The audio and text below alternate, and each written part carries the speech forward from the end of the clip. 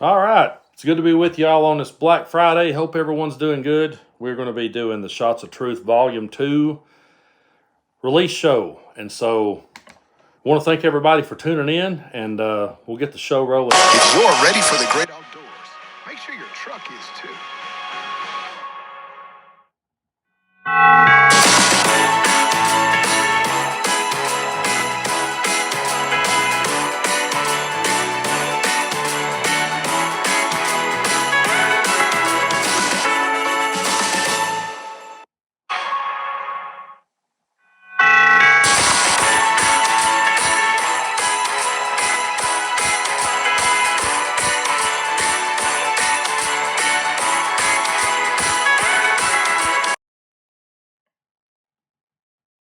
I'm not sure where that was coming from. I don't know if you guys are hearing it, but on my end of things, I was hearing a bunch of commercials playing. That's definitely a first. But thank you guys so much for being with me. And we'll get this thing rolling here pretty quick. Just want to make sure that bug gets worked out. Thank y'all so much. Good to see you. You'll have to comment so I can. All right.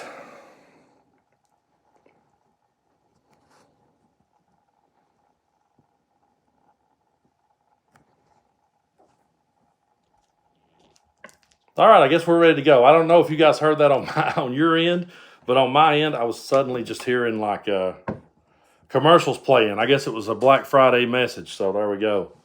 But thank you so much. Good to see you, Minnesota. Good to see everybody in the house. And so we're going to get started. Today I released the album Shots of Truth Volume 2 back in earlier in this year in June. I put out Volume 1. I started writing these songs around March, and the first tune that I wrote was Bill Lee is a Drag, which was inspired by this shirt and the fact that Bill Lee was, declaring war on the drag queens in Tennessee. And so I wrote this song, and that just kind of got the ball rolling.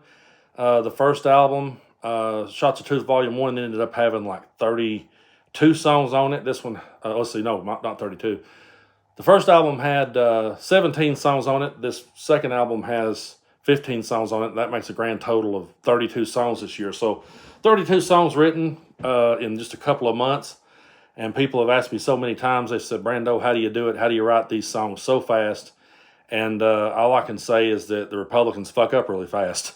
And so when they do that, it gives you plenty of material to write about. It's just a matter of sitting back on the ropes and waiting for something to happen. You know, I remember years ago seeing Tina Fey talk about when she used to impersonate Sarah Palin, and someone asked her how hard was it to come up for material for that, and she said it's not hard at all because all I have to do is just sit back and wait for Sarah Palin to say something, and then I can just do it. It just writes itself, and that's kind of the way these songs are. They definitely just write themselves, and so that's what we've been doing. But I tell you what, I'm going to go ahead and kick it off. Hope everyone is doing good, and hope everything's worked out, and we can get this ball rolling. So the first tune on Shots of Truth Volume 2 was the legend of Barbie and Ben. You know, back then, little Ben Shapiro goes out and he takes his notepad and he goes to the Barbie movie and he sits there all red-faced and fuming and mad at the world, and he's taking notes on Barbie. And then when I saw the video of him going out and burning his Barbies on a grill and shit, I don't know. I still don't know if he went out and bought the Barbies himself or if he was playing with Barbies prior to that. I don't know. I don't know exactly what his case was, but he definitely went out and burned his Barbies. And I think he did I want to say it was like a ridiculous 2-part series on the movie. I've yet to see it. I've yet to watch it, but I'm looking forward to seeing it when I do. But yep, we got John in the house. Want to hear some Sex Pistols. People have been challenging me to do, my good friend John and Lance and a couple others have been on me forever to do a country version of some Sex Pistols. One of these days, I will find the right amount of chemicals to help inspire that. But yeah, we're going to get into it now, doing some Shots of Truth Volume 2. It's out today exclusively on Bandcamp. For those of you that have never been to the Bandcamp app, it's just like that one time at Bandcamp. If you go to bandcamp.com, you can see I've got that album and a whole bunch more on there. Bandcamp's a really good platform for underground artists. I feel like that it's one that I have a lot of people say to me, where can where can we support your music and you get the most bang for your buck out of it? And Bandcamp is that place because it allows you to pay more if you want to. And so it's just a really cool platform. A lot of my favorite bands have some great stuff on there. And so it's good. But if you've never been to Bandcamp, be sure and check it out. And you can find Shots of Truth Volume 2 on there. But we'll get rolling with Legend of Barbie and Ben.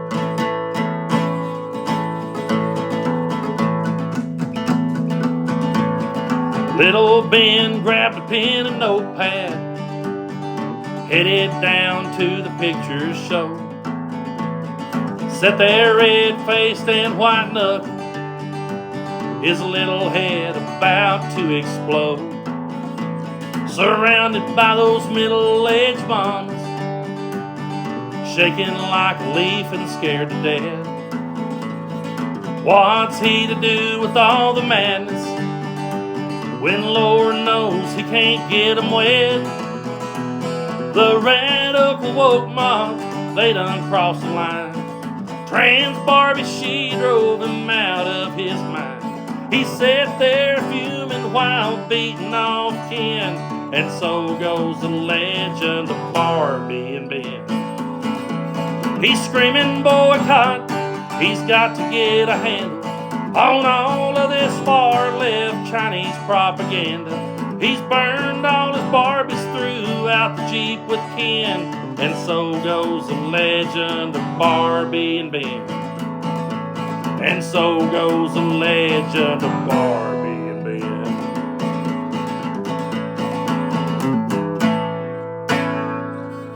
All right, thank y'all so much. Again, if you just rolled in, this is the Shots of Truth Volume 2 album release show. So we'll be playing mostly songs from that, but after we get done with that, I'm sure I will venture out there and take requests. Unfortunately, here on YouTube, I can't really do requests of cover tunes because they immediately flag that and stop me from being able to monetize the video.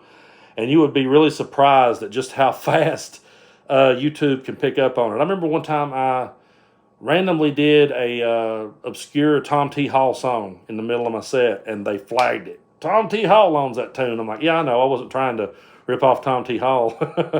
But YouTube's really on it. They're really fast about it. So, unfortunately, I'll only be able to play my tunes. But one day when I go over back to the Facebook app or somewhere else and do a show, maybe by then I'll have some country Sex Pistols worked up for you. And we'll see how that goes. So, really glad y'all are here with me today. Hope everyone had a good Thanksgiving. I know me and my family did. And I hope that everyone else did as well.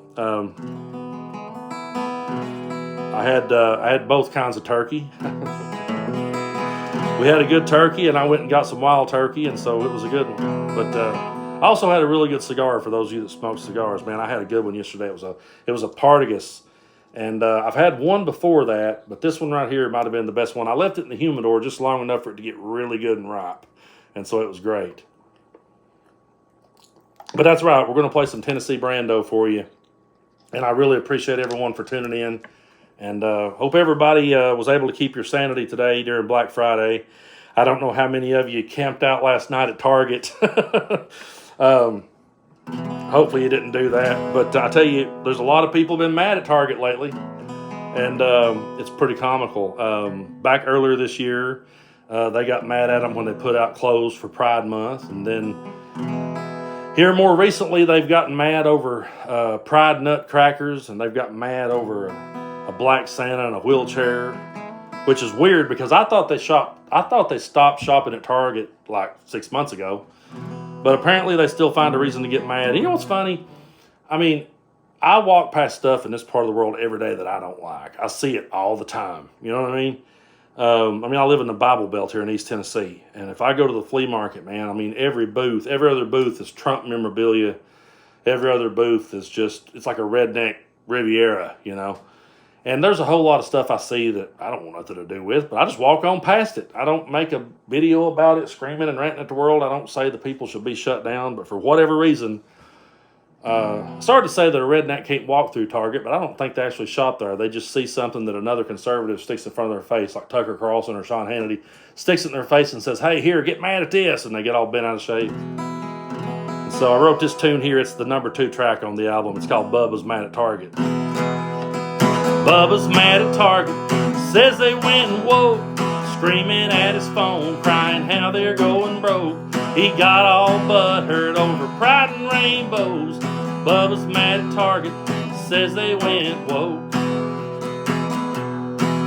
For Bubba and his buddies, it's been some rough years. They gave up football and shot up all their beer, burned all their Carhartts, refused to shop at Dick's. I lost count of their outrage, I can't even with these pricks. And even Walt Disney got them all bent out of shape.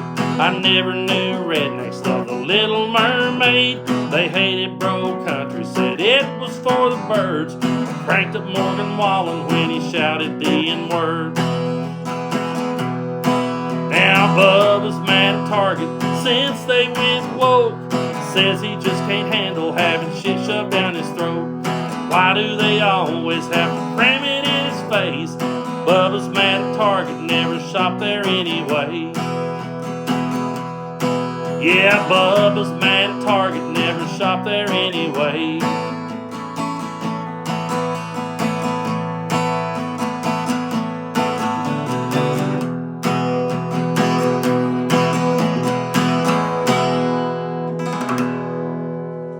All right, and thank you so much. I really appreciate it. Thanks to Tim Shields. He just purchased Shots of Truth Volume 2 on Bandcamp, and I really appreciate everyone who's downloaded today. I was really surprised at just how many people did, and so I want to appreciate you guys so much for that. You can find it on Bandcamp. If you go to bandcamp.com, you can find Shots of Truth Volume 1. You can also find a lot of music from my catalog before I started doing all this political satire stuff. And so I hope you guys enjoy it. We had a fun time making it, man. This go around in the studio was different. And honestly, it was one of my favorite times because we just got together, myself and John T. Baker on the bass. Brian Stansbury was on the drums. And we had Greg Horn playing lead guitar and pedal steel. And we just sat around, kind of in a half circle, like a lot of the great albums was recorded, by the way. We just sat around in that circle and just banged the songs out. A lot of times with these, I had written them earlier. And there was times where I walked in and said, oh, yeah, we're going to do that one I wrote yesterday, too. And so the band had to learn them really quick on the fly. And what you see and hear on Volume 2 is, the band just learning the songs they learned them as we walked in the place, And so it was a whole lot of fun doing it that way. I really enjoyed it because I think it helped to capture a lot of the, just the spontaneous nature of it. And I think it's what made it so fun to play. I'm not a big fan of drilling songs to death, and beating them to death. I would just prefer to go out there and, just have a good time with it and kind of capture that first energy and that first inspiration that you get, because I don't know. It seems like sometimes the longer you sit and work on something, it starts to get stale and your ear starts to get burnt too. I mean, there's so many times when we're recording that we'll record for 3 or 4 hours and then I take like a break. I drive home from Knoxville back to Cumberland Gap. It's about an hour and 15 minutes or so. And so I've got this little ritual I do. I'll stop and get me something to eat at the Taco Bell in Fountain City. And then I'll head on down home. And I wait till I get almost home. And then I start listening to what we did that day. And by that time, my ears have had a chance to kind of rest. But I just like it when we capture the raw emotion right at the start of the song. And that was a whole lot of fun. I really enjoyed that. And I really enjoyed this lineup. And so I'm excited. We've got some shows. I don't know if I'm allowed to tell about them yet. But we do got one show that I'll be announcing here pretty soon.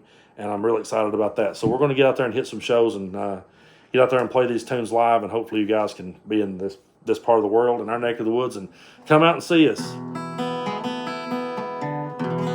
But yeah, I want to thank you so much for being with me. It's always great. I've got the virtual tip jar in the description of the video. You guys don't have to hit that. I know it's the holidays. I know the times are tough, but it's there for those of you that want to. And thank you guys for the tips so far. I really appreciate it. Thanks again to Tim for buying the album Shots of Truth Volume 2. It's out there on Bandcamp. And yes, there will be a CD release. Now here's what I'm going to do with that. I should have that out by early next year, which is right around the corner. That's the next thing I'm going to be working on. And what I'm going to do is I'm just going to take Shots of Truth Volume 1 and Volume 2 and just put them on a double disc set. That way you'll have them all in one place, because I got to thinking it would kind of be pointless to to work on, 2 separate covers and all this different artwork. I thought, you know what, I'm just going to package them all together, kind of like back when Guns N' Roses did Use Your Illusion 1 and 2. We'll just put them all together, and that way you just got them right there on the same disc. And I know CDs are kind of becoming a dinosaur these days. Really, they probably have, and a lot of people are just more into the digital downloads. But for those of you that wants a physical copy, they'll be available early next year, and I will post and let you guys know when we get those ready for you. And you'll have both volumes on 2 different discs in one set, and it'll work out good that way. So anyway,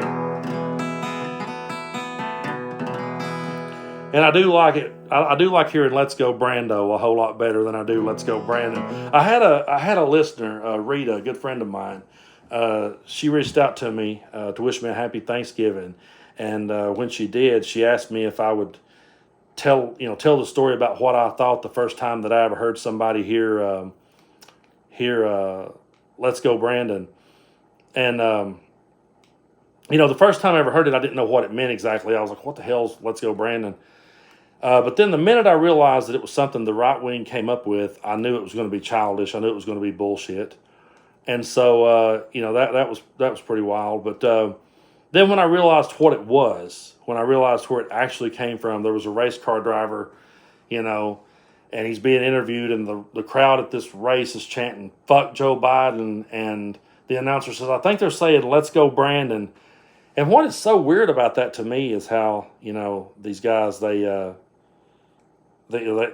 talk about Joe Biden all the time. They give him down the road on a daily basis, but then they can't say fuck Joe Biden. I mean, if I disagree with him, I can say that. It's like I don't have no problem saying it if I need to. And so thank you, Carell, for the tip. I really appreciate it.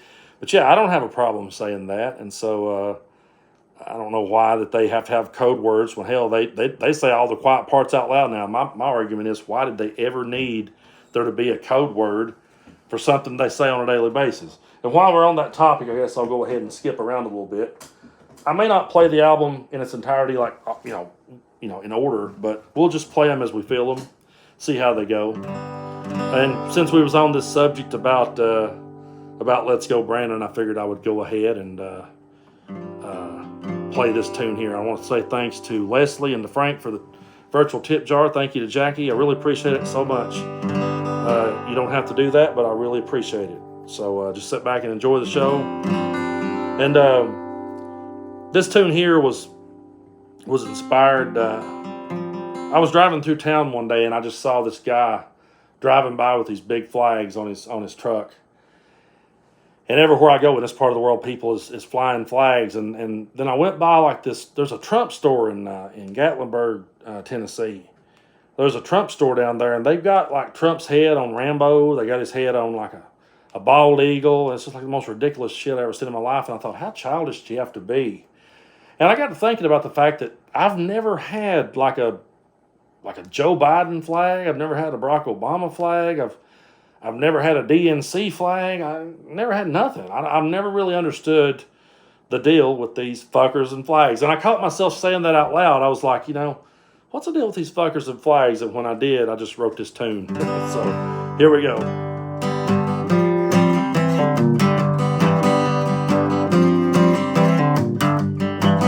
No soldier ever died for a piece of cloth. They died for what it represents. They didn't back down when their number was called. They all just got up and went. Now any ingrate who wants to spew hate can throw a symbol up on a rag. And for the life of me, I'll just never see the deal with these fuckers and flags. He's got a flag flying off his front porch, from his boat flapping in the breeze, from his boat down by the river, so everyone can see. Old Glory has taken a backseat to flags she once fought against. Good luck trying to understand it, 'cause you can't make it make sense. One says his guy really won, the other says he made it great. One just has a thin blue line, the other is a dancing snake.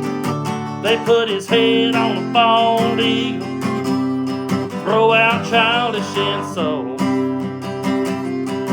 then get mad if you call them fascist, get mad if you call them a cult.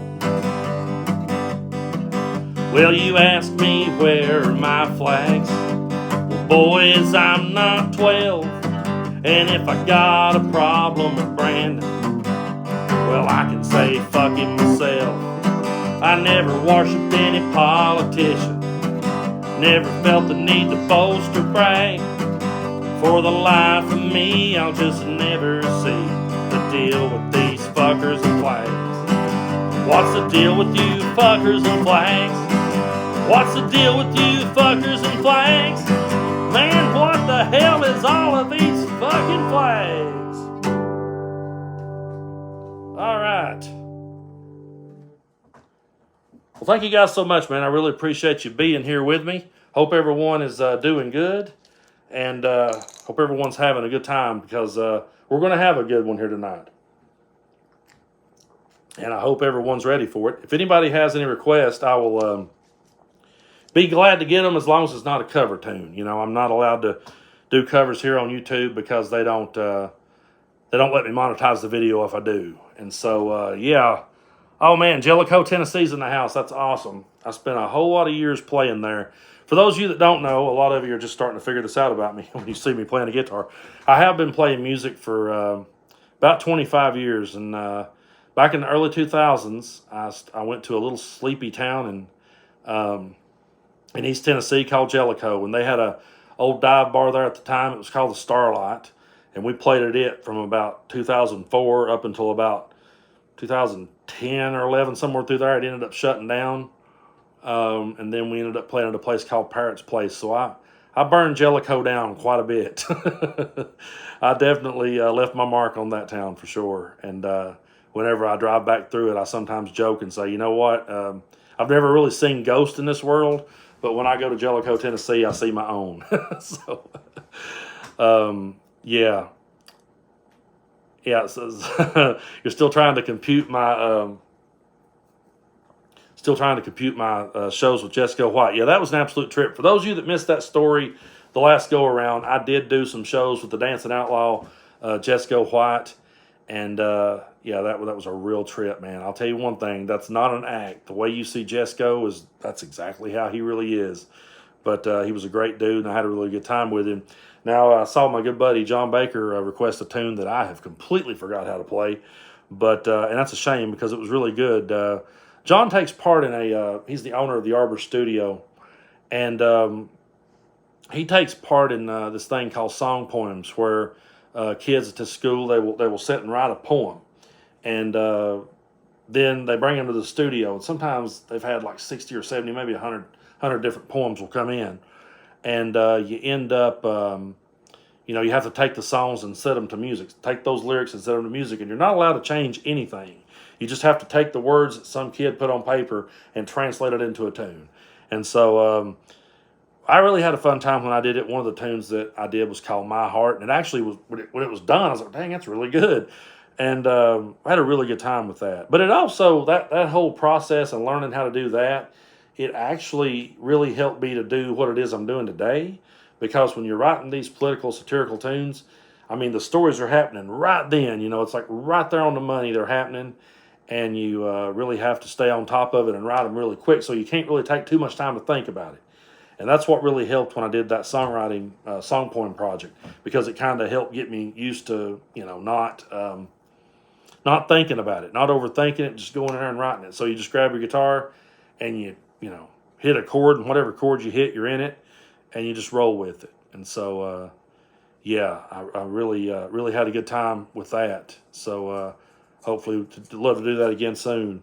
But I want to thank everybody for being here. Thank y'all so much for hitting those virtual tip jars. I really appreciate it. Remember, you don't have to, but I really appreciate you taking the time to. I know times are tough, and we're around the holidays, so I don't expect it. But for those of you that do, it's very much appreciated.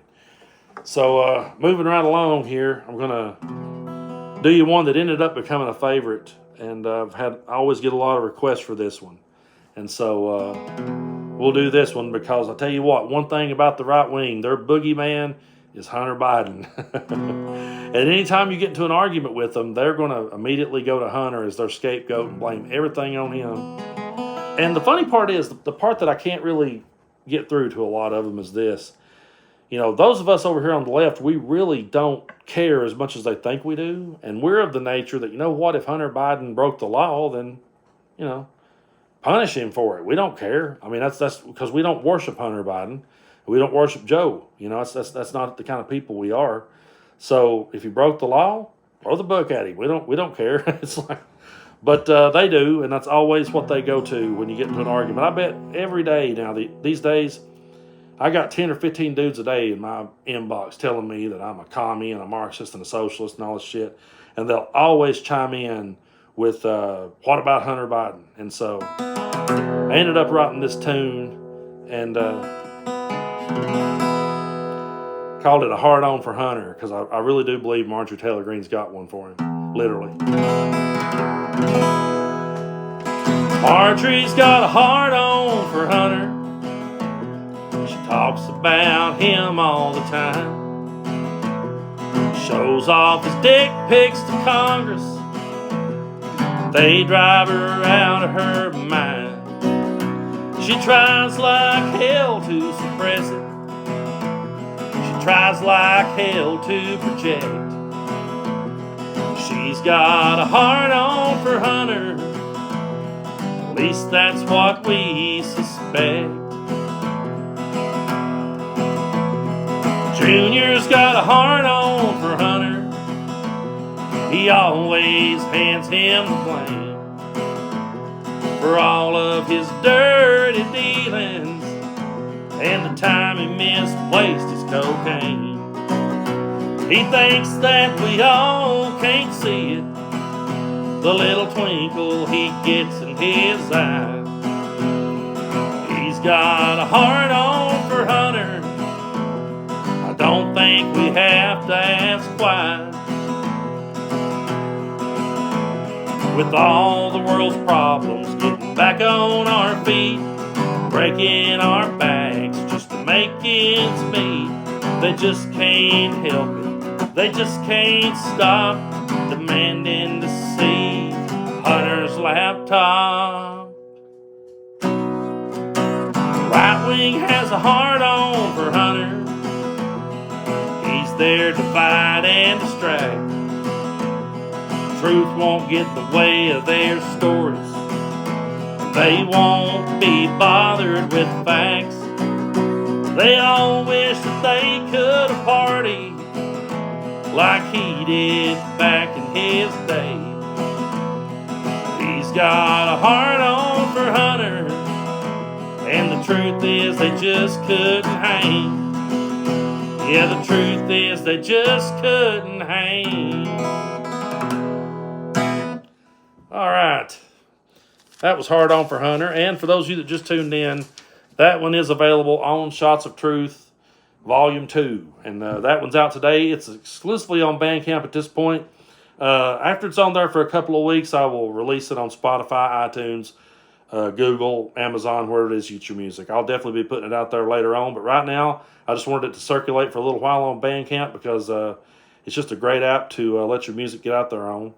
And we have a really good time on that app because there's so much good music, and wherever you're from in this world, I guarantee you can find a whole lot of the local music that you go out and support.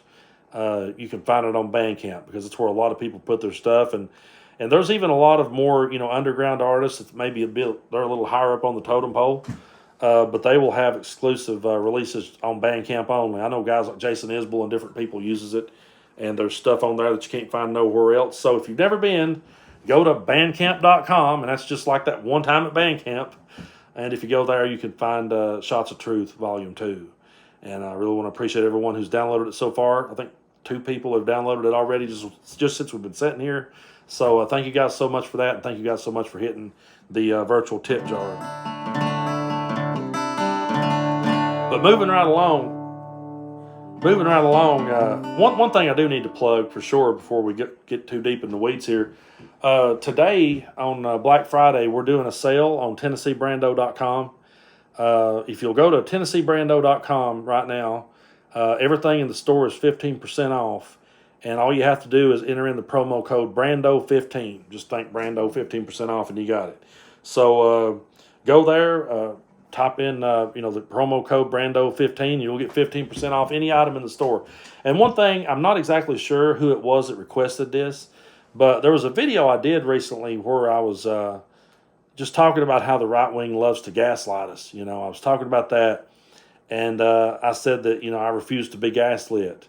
I think one of the last things I said in that video was one of these days I'll be an old man in a wheelchair just sitting on the sidewalk staring out at the wheels going by, and I'll be saying I refuse to be gaslit. Well, a listener here on YouTube left a comment on that video and was like, hey, if you would buy the if you would put out a design that said I refuse to be gaslit, I would buy it. And so I thought, yeah, that's a really good idea. A lot of times I'm just shooting from the hip in these videos, so it's funny when later on I see people on social media quoting me. It's pretty wild.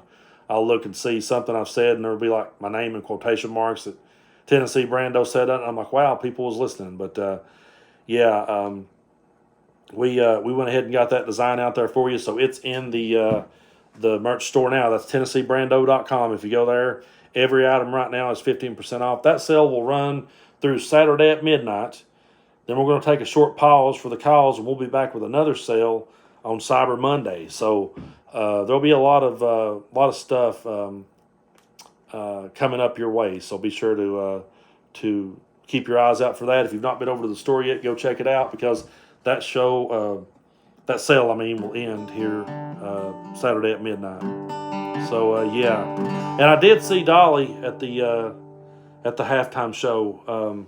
I saw her singing, and I also saw her in her Dallas Cowboys outfit. And man, she is like a fine wine. Like what? I don't know. I don't know very many people that can still pull that off at 77-year-old, but she sure did. And so we all love Dolly. I'm right here. I'm in East Tennessee. I'm about an hour and a half from Dollywood, and so go down there from time to time. Actually, I haven't been to Dollywood since about 2018, I believe, was the last time I went. I know it was pre-pandemic.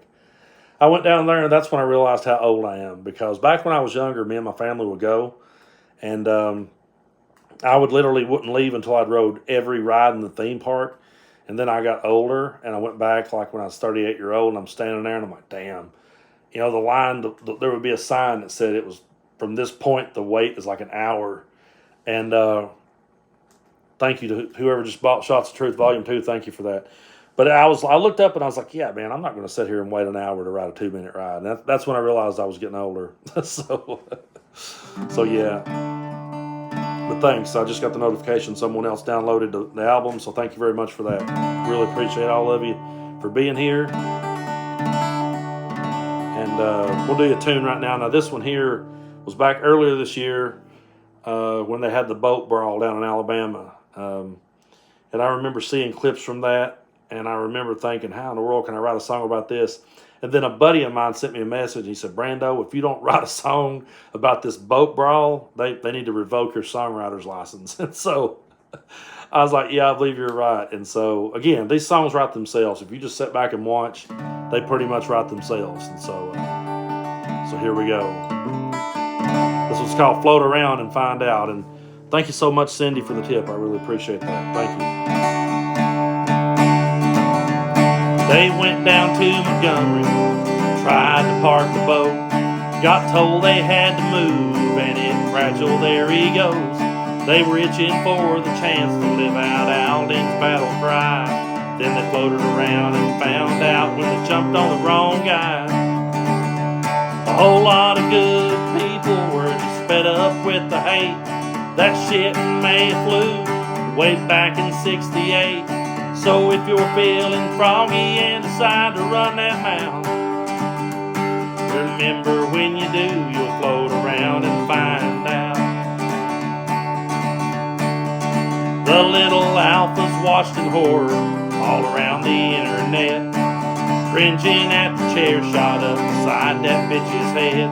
Their small town wet dream and died there on the dock when one old boy got hit so hard he fell plumb out of his frock. A whole lot of good people were just fed up with the hate.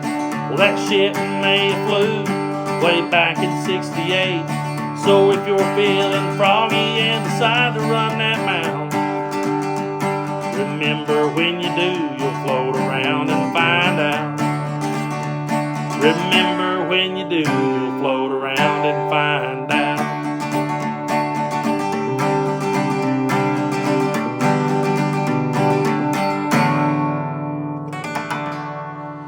Yeah, and I'm with you on that one for sure, man. When I think when the dude's crock blew out, that's when I realized I could write about it. You know what I mean? It was like at that moment where I was like, yeah, this is definitely a song now. A lot of times that's really what it is. The more ridiculous that it gets, you know, it just becomes easier to write about it because it's like, damn, you know, how crazy can it get? But yeah, I remember you know, making videos talking about that, and I got a lot of responses and got a lot of conversations started off of that, and then this song came out of it. So we definitely had a good time with that. But thank y'all so much for being with me here on Black Friday. I hope everyone had a good time. Hope everyone had a good Thanksgiving, and also hope that you survived the shopping today. I did more online shopping today. I didn't go anywhere. I just stayed home. I think the last time that I participated in Black Friday was like, I don't remember. I remember my son was little. It was like he was a baby. So it was probably like 18, somewhere through there. I went and stood in line for an iPhone, and I was like, "Damn, I'm never doing that again as long as I live." It was torture. So yeah, that's something I never want to be part of again. But I did find some good deals online, and so again, if you just tuned in, if you go over to TennesseeBrando.com, everything in my store today and up until midnight tomorrow night, everything in the store is 15% off. All you got to do is enter the promo code Brando15, and you got it. So yeah, thank you guys so much for being here with me, and I will start getting to those requests here in just a little bit. Thank you all so much. I'm just trying to stick with the theme at the moment and play you guys stuff from Shots of Truth Volume 2. And it's funny because on Shots of Truth Volume 1 I had the song Kid Rock Won't Drink Bud Light anymore because he went out and threw a temper tantrum and shot up a bunch of cases of Bud Light. And then not long after that, he was spotted drinking some Bud Light, which shouldn't have shocked nobody. I was like, well, now if we're going to have Volume 2, we just got to have Kid Rock's drinking Bud Light again. That just makes sense. And so the last thing I heard him say not too long ago, he was saying how that he really didn't mean for people to boycott Bud Light. He didn't mean for nobody to lose their job. I'm like, let's back up for a minute. Let's hit rewind. Let's go back to when he said, fuck Anheuser-Busch and fuck a bunch of Bud Light. I think that was his words. I'm pretty sure he meant don't buy their shit. At least that's how I took it. Now he's trying to backtrack because he realized what an asshole he was. But no, that's what he said. That's what he meant. And then when he realized, wait a minute, that kind of makes me a hypocrite and goes against a lot of other shit that I say, then he backpedaled. But too little too late. So, you know, they say satire is when you take the truth up to light and you use humor, irony, and exaggeration to ridicule people's belief systems. So that's what we did here with this one. We have definitely used humor, irony, and exaggeration to ridicule Kid Rock. Here we go. Kid Rock's drinking Bud Light again. I guess his little temper tantrum, it was all pretend. Just making headlines, cashing in. Kid Rock's drinking Bud Light again. A coattail rider from first day one had some fools thinking he was Hank's rebel son. Feeding stereotypes, rapping old cliches, and waving a flag we had done thrown away. And then he grabbed his rifle and he threw a little fit, like any of us ever really gave a flying shit. Was feeling kinda frisky, acting pretty pissed. He still ain't country cause he still fucking missed. Now Kid Rock's drinking Bud Light again. At this point he's just phoning it in. full-blown MAGA hypocrite. Yeah, Kid Rock's drinking Bud Light again. Oh, Kid Rock's drinking Bud Light again.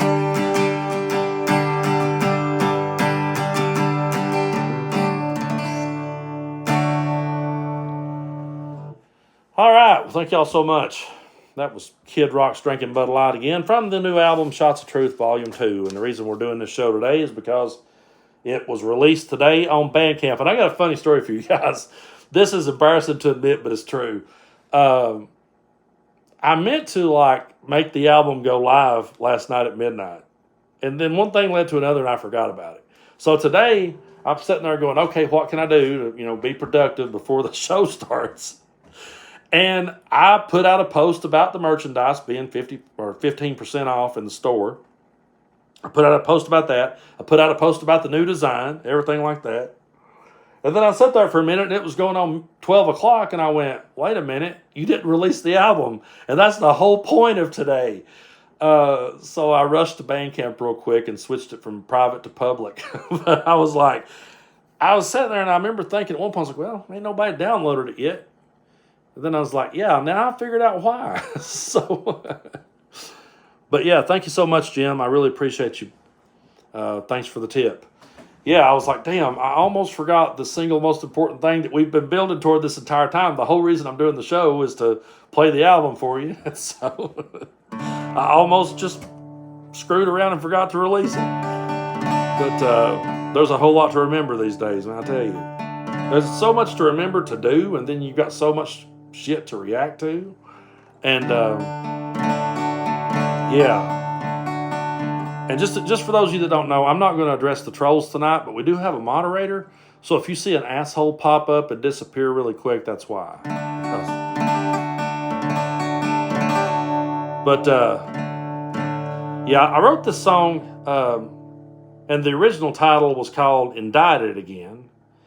And then I realized, well, he's been arrested now. So that's another thing, man. The news changes so fast these days that, they can be good for the algorithm. I'll give you that. I let a lot of people stick around on a lot of these places. I let a lot of people stick around. But the last time we did the show, we definitely had some people that just tried to take over and make the entire comment section about them, and it was distracting to the people who were trying to watch it. And so that's why we're doing what we're doing today. But yeah, this tune here was originally called it Indicted Again. Then he got arrested, and then arrested again and again. And so here we are. Yeah, I will come back on Tony Michael's podcast anytime, man. He's one of my favorites. I always have a great conversation with Tony.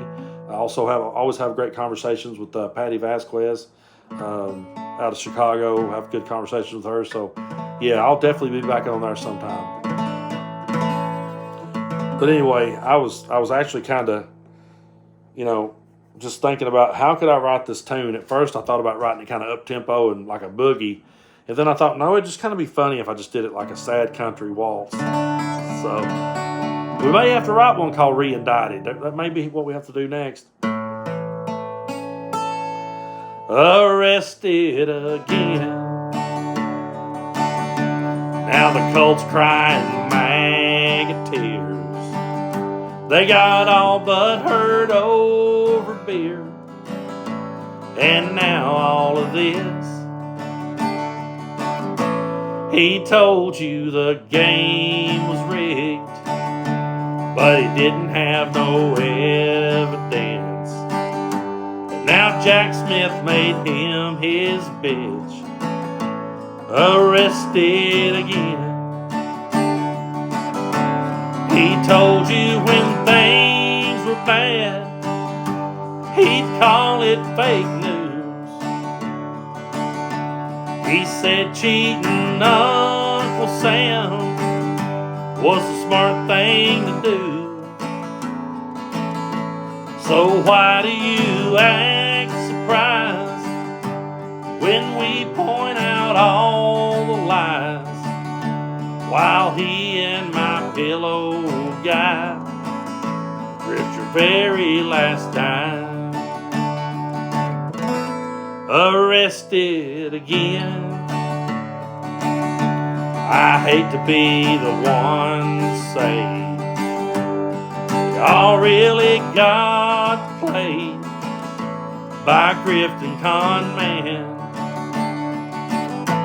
and yet you remain convinced the real Judas was Mike Pence.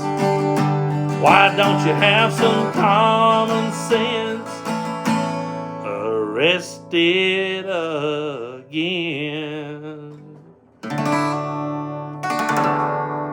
All right. Thank y'all so much. I really appreciate you being here.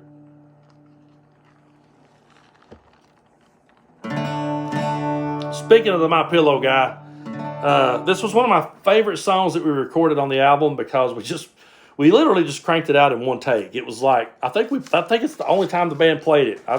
I think I just showed it to everybody and they went okay, and then we just played it, hit record, boom, it was over. But it was short and sweet. I watched Mike Lindell do that like breakdown he did, where he just had a complete nervous breakdown over that guy called his pillows Lumpy, and man, he went off. And it was so funny. I sat and watched that thing over and over and over. It was one of the best laughs I had in forever. And so I wrote this tune. It's called Lumpy Pillows and Bald-Faced Lies. Lumpy pillows and bald-faced lies. Lumpy pillows and bald-faced lies. Lumpy pillows and bald-faced lies. Lumpy pillows and bald-faced lies. They fall for his bullshit. They call him their guy. Who's his pallbearer? Look-alike. Grifting the gullible, cashing those checks, and all they got is just a crick in their neck. Lumpy pillows and bald-faced lies. Lumpy pillows and bald-faced lies. Lumpy pillows, what a crook. Lumpy pillows, put that in your book.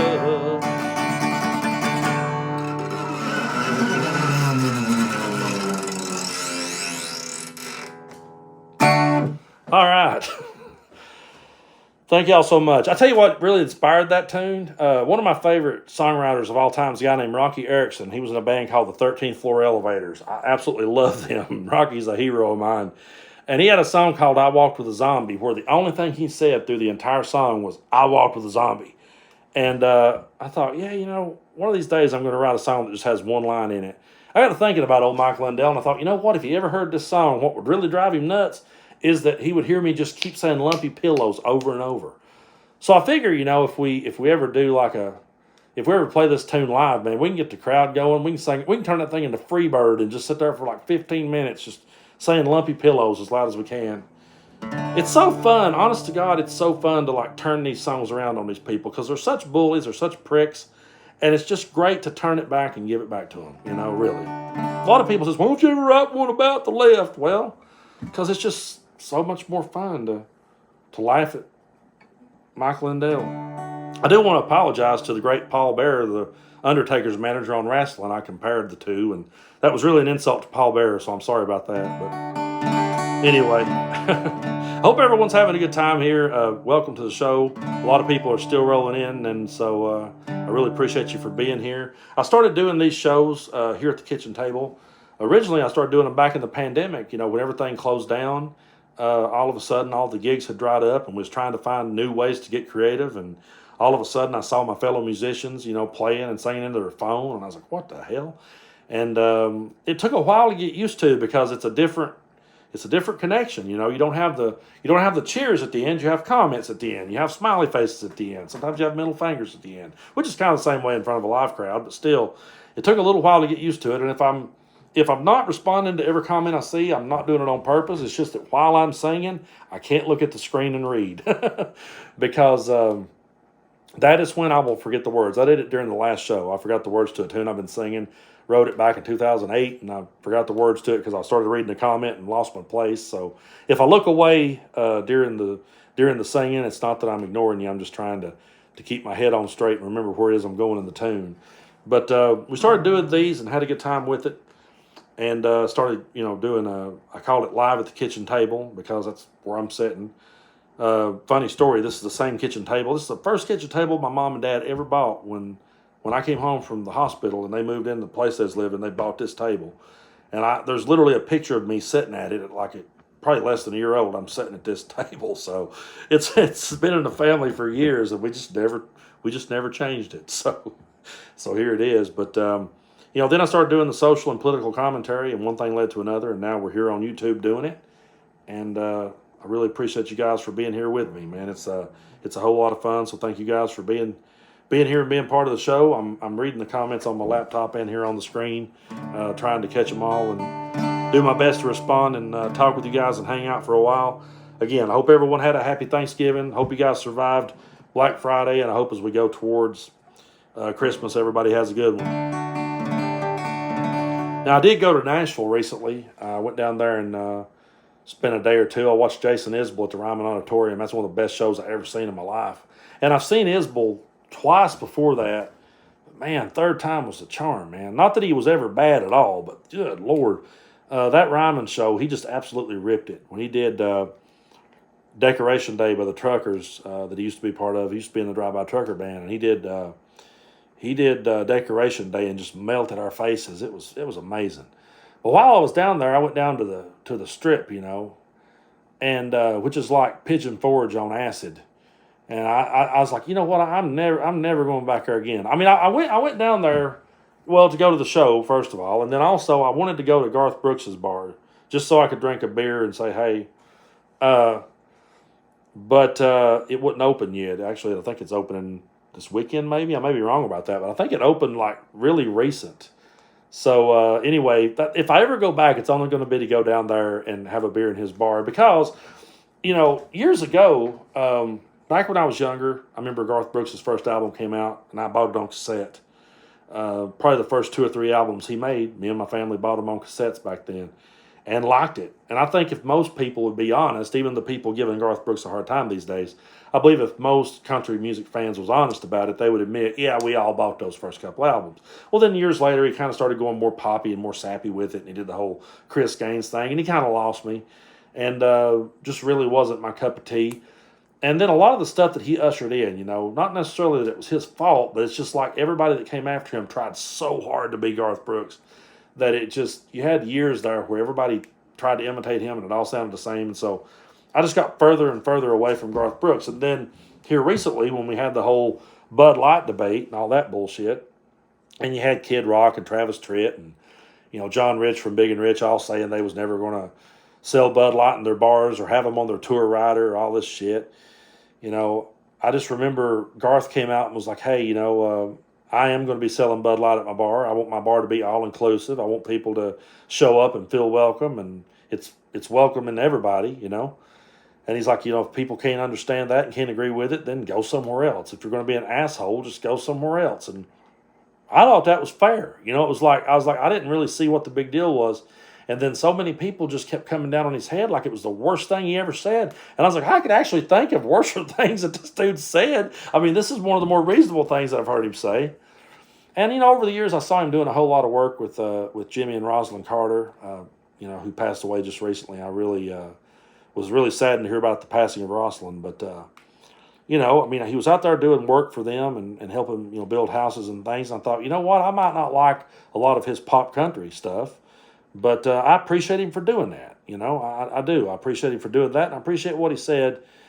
And when everybody started picking on him and, threatening to burn his albums and boycott him, I just thought to myself, it's kind of weird because back in the 90s, I was listening to Travis Tritt all the time, and I didn't listen to Garth Brooks, And then I thought, this is kind of weird because I'm kind of tuning out Travis Tritt and I'm tuning in Garth Brooks. This is kind of a strange time to be alive. And so I wrote this tune called A Beer with Garth. And yeah, you're right. As far as I know, Kid Rock still does sell Bud Light in his bar, last I heard. So there you go. But anyway, this one here is on the album, Shots of Truth, Volume 2. It's called A Beer with Garth. Felt like the times were changing, so we all believed. Thought we were making progress, damn were we naive. Some folks need a hero, and that hero found his crowd and gave gave them all the balls to say quiet parts out loud. Then rage became the fashion, disrespect became the trend. Assholes wanna make hate great again. Politics make for strange bedfellows. Now here we are, tuning out the trits and having a beer with Garth. We get told we hate our country, we don't back their guy. We point out the obvious, they hit their gaslight. They tell us we hate Jesus while they sit and wish us death. I've read the book and they don't look a thing like the words in red. Now rage became the fashion, disrespect became the trend. It's time that we make those racists afraid again. Politics make for strange bedfellows. Now here we are, tuning out the kid, having a beer with Garth. Yeah, we're tuning out all the bullshit, having a beer with Garth.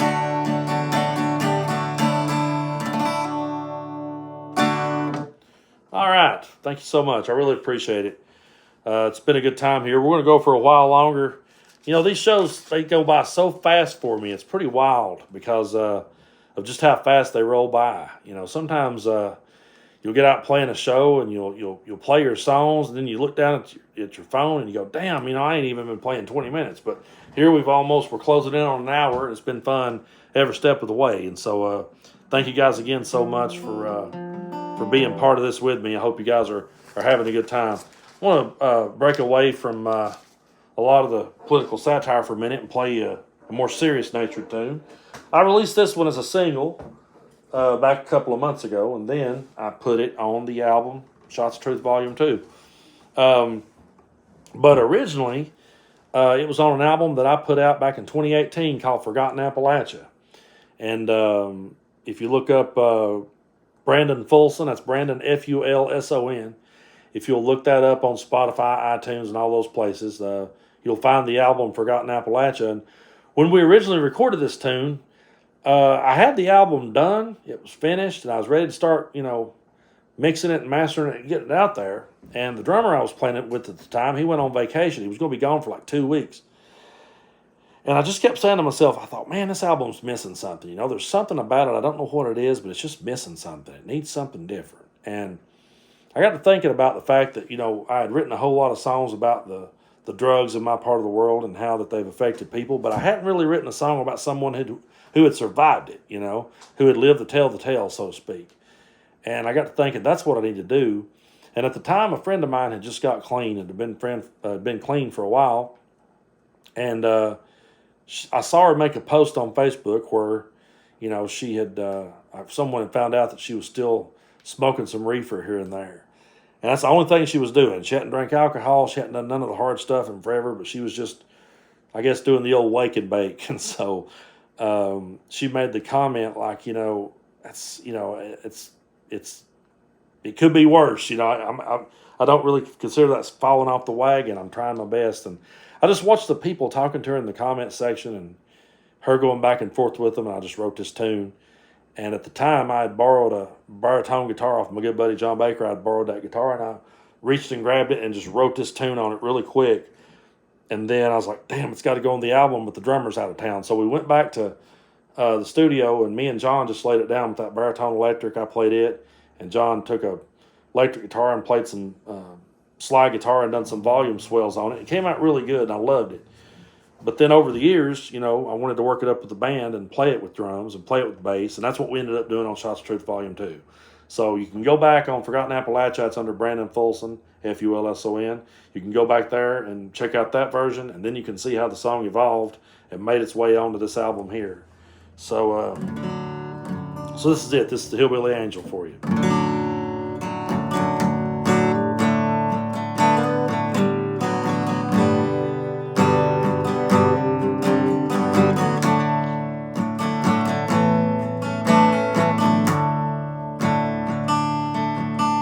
Been 18 months since you kicked that demon. 6 a.m. and the baby's screaming. The cold trucks woke up Maggie again. She still likes her reefer in the morning. Gets tired of hearing her shrink a warning. Now she's one toke away from a gateway back to sin. Works part-time down at Conley's Drive-In. Such a great time to be alive in. The old men hang around to watch her sway. Some like to flirt and some talk shitty, with pickup lines worse than Conway Twitty. Smiles through gritted teeth for her take-home pay. Left Path Fork and she headed for the crater, just to get away from all of the haters. She goes home alone, she's nobody's darling. When she smiles, she looks just like Harlan.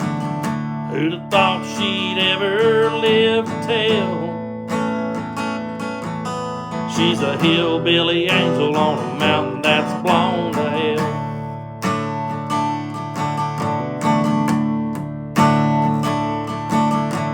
The figure's coming back, the family's talking.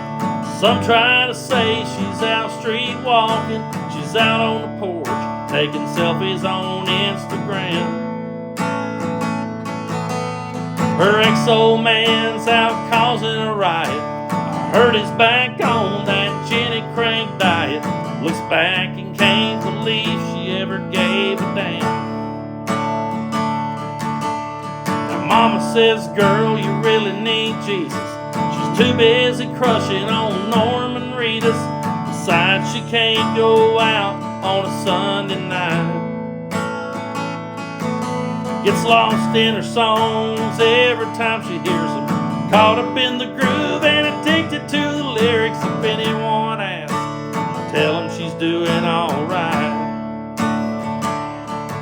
Yeah, she goes home alone, ain't nobody's darling. When she talks, she sounds just like Harlan. Who'd have thought she'd ever live to tell? She's a hillbilly angel on a mountain that's blown to hell. Just a hillbilly angel on a mountain that's gone to hell.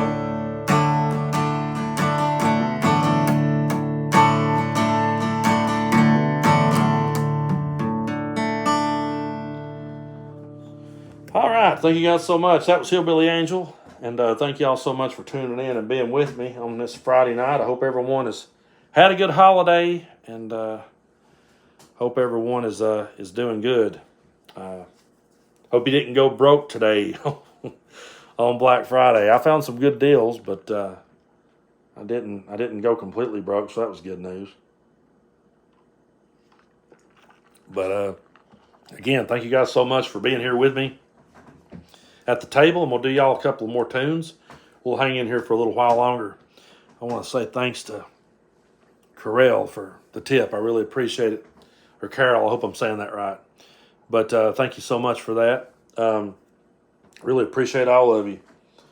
Let's see, what have we got next? I'll tell you what, I'll do this one here since I got this little guy sitting here with me. I know a lot of you that are new here may be saying, why in the world does he have a Buddha statue sitting on the table?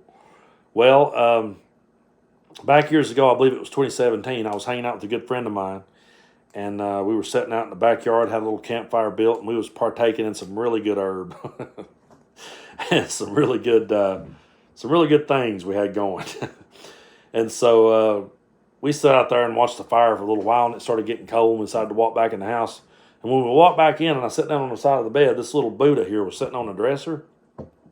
And I just looked over and seen him, and I picked him up like this, and I started talking. I was looking at him, kind of talking with him, And I got cracked up because look what a big cheesy smile he's got on his face. I mean, he looks happy as hell, does he not? And so I said to my friend, I was like, she said, what's so funny? Why are you laughing at my Buddha? And I said, well, I'm not laughing at him. I'm just laughing with him. I was like, he looks really happy. And she said, well, he is happy, And I sat there for a minute, and I said, I was like, my mom and dad and my grandmother and everybody, they had pictures of Jesus in the house when I was growing up, and I've never seen Jesus look that happy. He's always looking kind of stoic and kind of sad and, kind of nostalgic looking, and he really hardly ever smiles. And I was like, maybe I've been talking to the wrong guy. Maybe I need to be more like this dude. Maybe I need to be happy. And she said, yeah, you're right, you do. You need to be happy.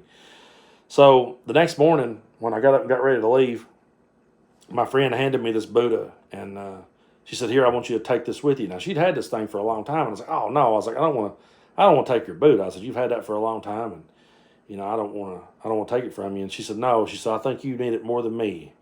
She said, because that's the most I've seen you smile and the hardest I've ever seen you laugh. And she's like, so you take the Buddha, And I did. I brought him home.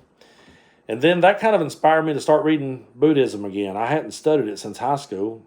And I remember back when I read it years ago, I liked it. But for whatever reason, it didn't really click or resonate all the way with me, And then this go around, when when I started reading it, it just started making a whole lot more sense to me. And it kind of helped me to kind of bury the hatchet on a lot of things that I had going on in my life. It helped me to move past a lot and put a lot of things into perspective. And so I started really digging into more of like a secular style of Buddhism. I started listening to a podcast called Secular Buddhism with Noah Rasheda, and I still listen to that one. And he always just makes a whole lot of great points, and that's just kind of how I see the world. I don't have a religious viewpoint on the world, and I don't really have an afterlife. I don't know how we got here and don't know where we're going. Don't necessarily care. I just know that right now we're here in this moment, and we got to make the best of this moment. So that's kind of what I take away from a lot of Buddhism. And so anyway, I got to thinking about it one day, and I thought, what? This little Buddha needs a tune. And so I wrote this tune called The Laughing Buddha, and it is on the Shots of Truth Volume 2 album that's now available on Bandcamp. So here we go.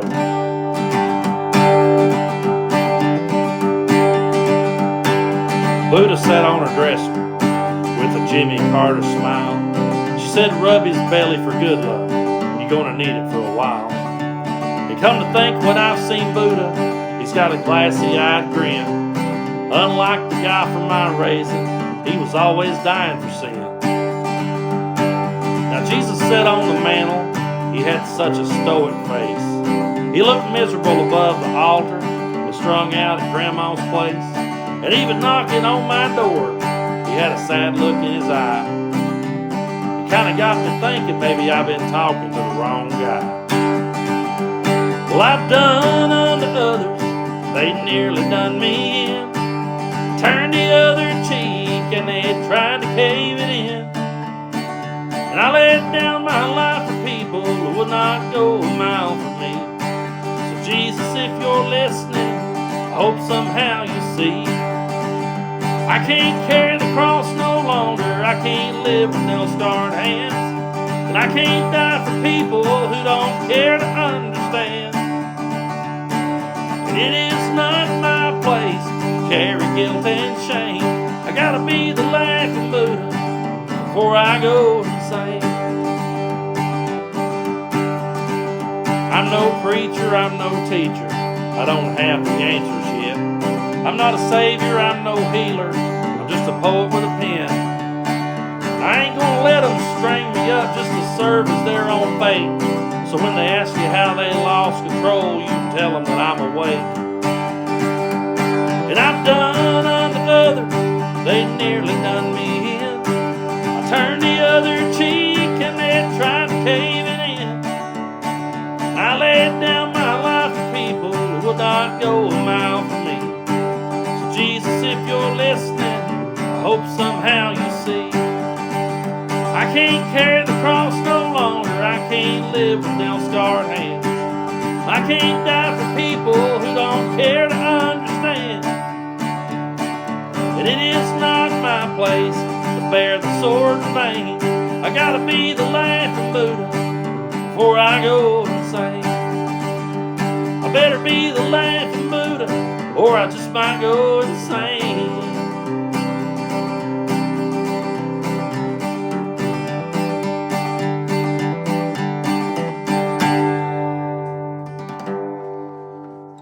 All right, thank you so much. That was the Laughing Buddha.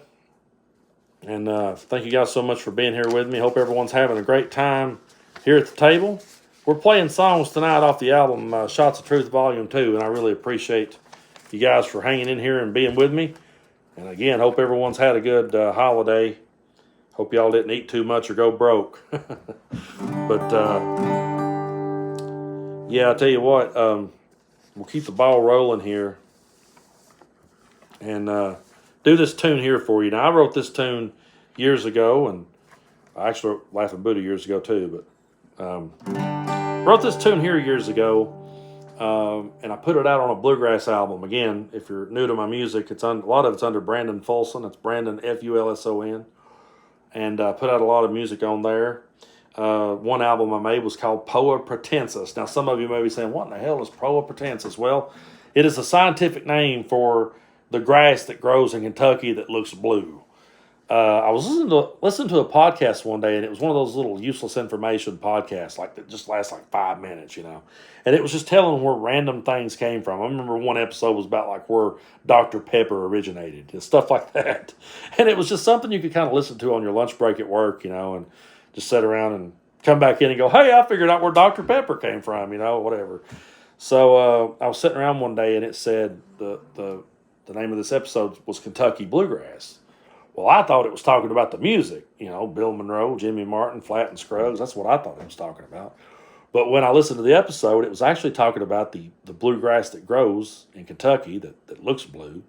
And turns out it was actually, you know, originated over in Europe, and they brought it over here and replanted it over here. So it didn't grow naturally. It's something they brought over here and planted. And I just thought that was really interesting, and the real name for it was Poa Pratensis. So at the time, I was making a bluegrass album, and I thought it would just be total sarcasm, you know, to call the album Poa Pratensis, because if you Google the word Poa Pratensis, the first thing that pops up, it just says Kentucky Bluegrass. So I figured maybe somebody will get the joke. But I wrote this tune back then and put it on there, and then I put it also on this album here. But I'll just let the song speak for itself, because I've known a whole lot of people who have came out. I've had people in my family who have came out, and friends of mine who have, and I've sat back and watched what they went through. I've sat back and watched how some of their family members and friends treated them over it. And I just got to thinking, you know, who the hell are we to judge someone for how they go about loving somebody else? And so that's what this tune's about. It's called Because They Love.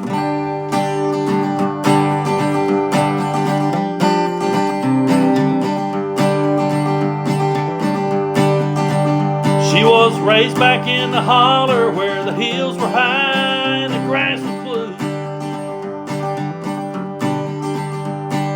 Growing up in the Reagan years, it was hard getting by, but her family made it through. She sang in church every Sunday, listened as the Reverend doomed her soul. Looking at the choir girls, I feel as they were out of her control. Because she loved in a different way, she wouldn't be the girl of her mama's dreams. Because she loved, she'd stare down the hate and live a lifetime forever judged. Because she loved.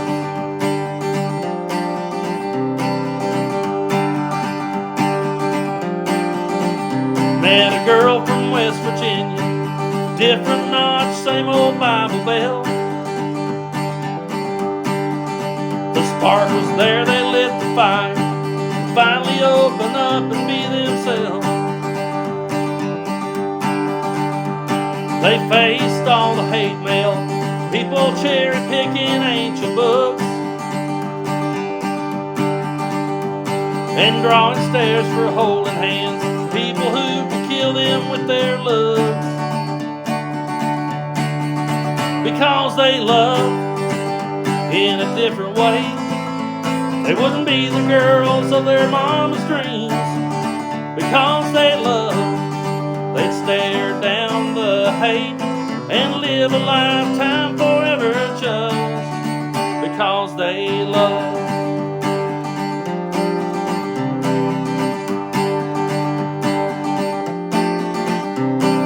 Sister's on her third divorce and preaches sanctity. Brother won't claim baby from mama number 3. Mom won't come to dinner cause she says they make her sick. Daddy's trading his prescriptions for hookers turning tricks, because they love like every one of us. They should never feel unwanted or denied, because they love and wear their heart on their sleeve. Tell me, who are you to judge? Because they love. Because they love. Because they love.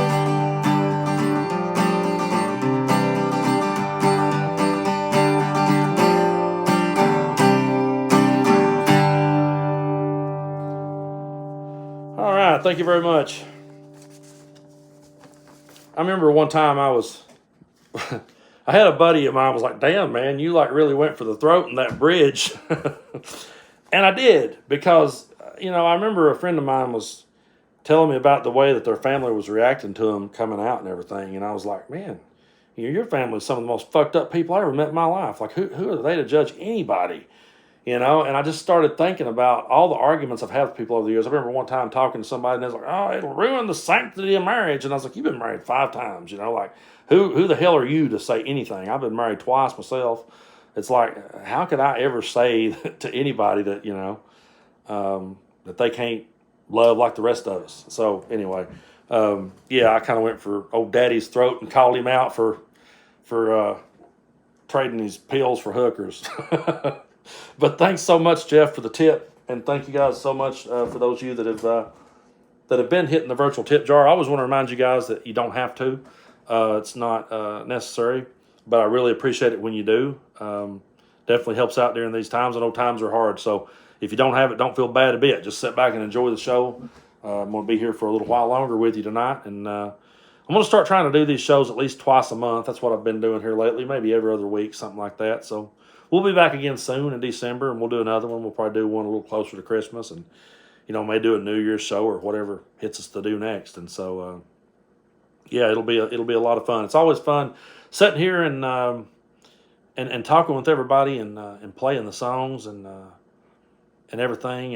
It's a whole lot of fun. Like I said earlier, back when I first started doing this, I've been playing music for 25 years, but back when I started playing the live shows at the table and everything, it was a whole lot of fun sitting there, but and doing it. But these days, I'm just being myself 100%. I'm not filtering myself for anybody. I'm not holding anything back. I'm just saying how I feel about things, writing songs how I feel about things, and people can take it or leave it. And I say to people all the time, if I've had people message me and go, man, I listened to your music for years and I can't do it now that you're saying all this left wing shit. And I'm like, okay, fine, just go ahead. I understand. I understand it ain't for everybody. I'm not going to sit here and twist your arm behind your back and try to shove it down your throat. That's not what I'm here for. But I'll tell you what, one of the most liberating things was doing this. When I started first doing this on social media, just doing the social commentary, hell, I'd been talking politics ever since I was a kid. I've had people say to me, man, do you get tired of talking it? Well, yeah, sometimes I do. And it definitely can get depressing, don't get me wrong. But man, I remember talking about politics going all the way back to when I was 8 years old and Bush was running against the caucus. And I can remember sitting and hearing my grandfather's point of view on that. And on one side of the family, my grandfather was a Republican and my grandmother was a Democrat. And I just remember them having these arguments about Bush and the caucus back when I was a kid, And so I don't know what it was. Politics always fascinated me for whatever reason. And I realize it can be a divisive issue. I realize when you talk about politics, it definitely can divide a whole lot of people and piss a whole lot of people off. But I think one of the things, when people says you shouldn't talk politics and religion, I think that's where we got it wrong. I think we should have been talking it more. I think we should have been educating people on how things work more. I think we should have been, explaining to people this is what a Democrat is, and this is what a Republican is, and these are how these branches of government work with the president and all these things, and this is how much control the vice president has over certain things. Because I don't know, I just caught myself ever since Trump's been in the political arena. I've caught myself having to explain basic, grade school economic shit. You know what I mean? It's like he just brought people into the political fold that had no clue what they were talking about at all. And now suddenly you're going, no, presidents can't do that. No, vice presidents can't overturn an election. It's just like, you catch yourself having so many conversations with people. So maybe it's something we should have been talking about more and should have been drilling the points on more. Because for whatever reason, now we've got a whole bunch of people that not to be an asshole, but they don't have a clue what it is they're talking about, and they're just sitting there telling you. And it's kind of like the old saying: if you argue with an idiot long enough, they'll drag you down to their level and beat you with experience. So you kind of got to be careful. Sometimes if you do it too much, you can't tell. If someone's standing on the outside looking in, it's kind of hard to tell who the idiot is. But yeah, man, thank you guys so much for being here with me. These comments are coming pretty quick now, so a lot of good conversations I hope going on there. Hope everyone's doing good, and hope everyone's having a good Friday. And so, and that's a really good point. Saw the comment that just said I've learned so much political and federal laws in the last 8 years. I think a lot of people have. And I learned a lot too. There was a whole lot of things that I learned and was like, damn, I didn't realize that's how that worked. And so, yeah, thank you so much to Michael for the tip. I really appreciate that. And thank you guys for being here with me. And yeah, me too. Ever since Trump was elected, I've caught myself looking at the Constitution more than ever and reading it. I've actually got a little copy of it, a little pamphlet ordered years ago. I've got a copy of it, and sometimes in my videos, if you see me holding it in my hand, I'm turning to these different sections and articles and figuring out what it is that they say, because all of a sudden you're like, wait a minute, hold on. It's really crazy, not to get too sidetracked here, but it's really crazy how that the judge out in Colorado determined that Trump did engage in insurrection. But then she turned around and said, well, but that don't apply to presidents. So he doesn't have to, that doesn't apply to him. He can still be on the ballot. And where they actually split hairs here, where she actually split hairs, is in the 14th Amendment. It says that any officer previously taken an oath to support the Constitution. In the presidential oath, it says to preserve, protect, and defend the Constitution. It doesn't use the word support. And so she said, well, it doesn't actually say the word support. He hasn't taken an oath supporting the Constitution, so it doesn't apply to him. And that's one of the most ridiculous things I've ever heard, because how can you preserve, protect, and defend something that you don't support? How's that possible? And why would the Founding Fathers go to all this trouble to put that in the 14th Amendment? And it's very specific. It says, no person. It says president, vice president, congressman, senator. It says them all. But where she split the hairs was where it said who having previously taken an oath to support the Constitution. She said, well, that don't count. So thank you very much to Ren for that tip. I really appreciate you. Thank you for listening. Thank you for being here. But that's how they split those hairs. And again, I don't know why the Founding Fathers would have went to that much trouble to put that in there if they weren't going to include presidents too. I mean, that may be one of the most ridiculous rulings I've heard. I've heard some people debating it and talking about, well, maybe she was playing the long game because she did determine that he was, part of an insurrection. So maybe she was trying to play the long game and let somebody else figure the rest of it out. I don't know. We'll see going forward. But that was pretty disheartening to me that someone could make that kind of, they could say, okay, he's guilty of being in an insurrection, but it doesn't apply to him because the presidential oath doesn't say the word support. That's ridiculous to me. But and I really think the Founding Fathers put that there for a reason, because they realized what we could be up against one day. But yeah, I'm gonna do you a song here. Now this tune here was the one that closed shots of truth. And going back to what I was talking about just a few minutes ago, when I was talking about, when you start talking politics and you start talking religion and expressing your views on that, I had a friend of mine one time say, well, when you do that, you're going to make half the people mad all the time. You're going to at least make half the people mad. But hell, where I live, in the Bible Belt, I make the majority of the people mad, But I've had people message me and say, man, do you really believe what you're saying? Are you just going for clickbait, or do you really believe it? I'm like, no, I really believe it. I wouldn't say this and put it out into the world if I didn't mean it and if I didn't stand by it. And I said in the beginning that when I started doing this that, these are hills I'm willing to die on. And I mean that literally too. I mean it. So it's like, no, if you hear me say something, you go, I can't believe a dude with a bandana and tattoos said something like that. Well, it's because I believe it. And it's because I feel like that right now, the issues at hand are important, and they're more important than me getting a tip in a tip jar somewhere for singing a Skinner cover. I did that for over 25 years. Went out and played. I had a great time doing it. Don't regret it at all. But go back and do it again, and probably do it, 7 days a week and twice on Sunday. It wouldn't matter to me. But at the same time, there just comes a point where you say, hey, we gotta get on with it. We gotta talk about the things that really matter. And if we burn a bridge, so be it. If somebody don't want to be around you, if somebody don't ever want to have you on a show again, or they don't ever want to, have you around, or don't ever want to play music with you again, or don't ever want to drink a beer with you again, so be it. I'd much rather burn that bridge and not look back at it. And sometimes people say, well, don't do that. You might need it later. No, I don't ever need to go back down that road again as long as I live. So this tune here is called Burning Bridges. I'm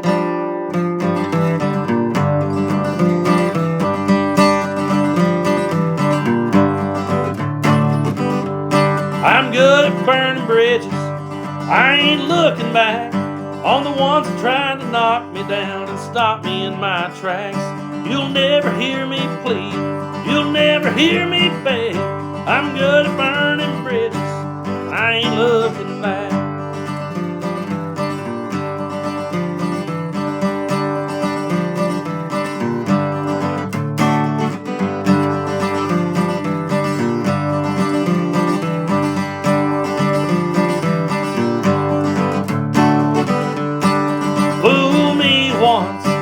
Can't get fooled again. However the hell you say it, I won't let the bastard win. You say leave the door open, I may need it one day. I don't need to be reminded, son, I'll slam it in your face.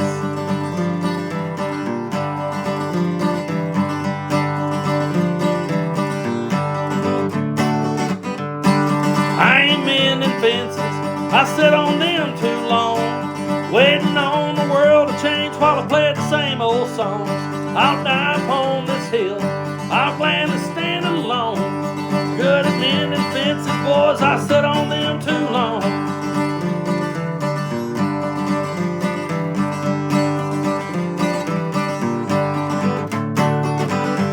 I'm good at burning bridges, I'm never going back.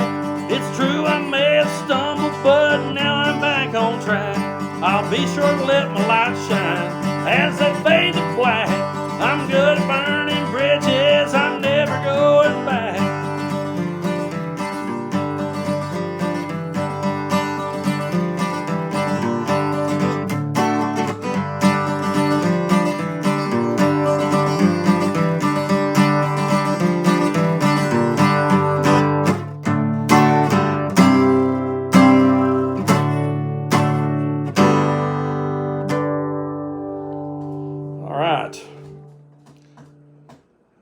I almost took out the Buddha on that one. I got so carried away. I hit the Buddha, so he almost fell off the table, but he's still with us. So thank you guys for still being here. I really appreciate it, man. We got 217 people in here. That's pretty damn cool. I really appreciate y'all taking time out of your day to sit down here and listen to these songs and hear the stories behind them. And it's always fun telling them and just talking about the crazy world in which we live, because, man, there's so much going on. One thing for sure, you never run out of content when you're doing this. That's the truth. I remember one time seeing an interview with the great Weird Al Yankovic, and somebody asked him, said, "Will you always be able to how will you be able to come up with material?" And he said, "Well, people write it, and I just do a parody. He's like, they write the stuff, and all I got to do is just rewrite it. It's kind of the same thing here. All I got to do is just sit back and wait for somebody to mess up, and then just write a song about it. It writes itself, It definitely does. But I appreciate you guys so much for being here. Thank you for the tips and hitting the virtual tip jar.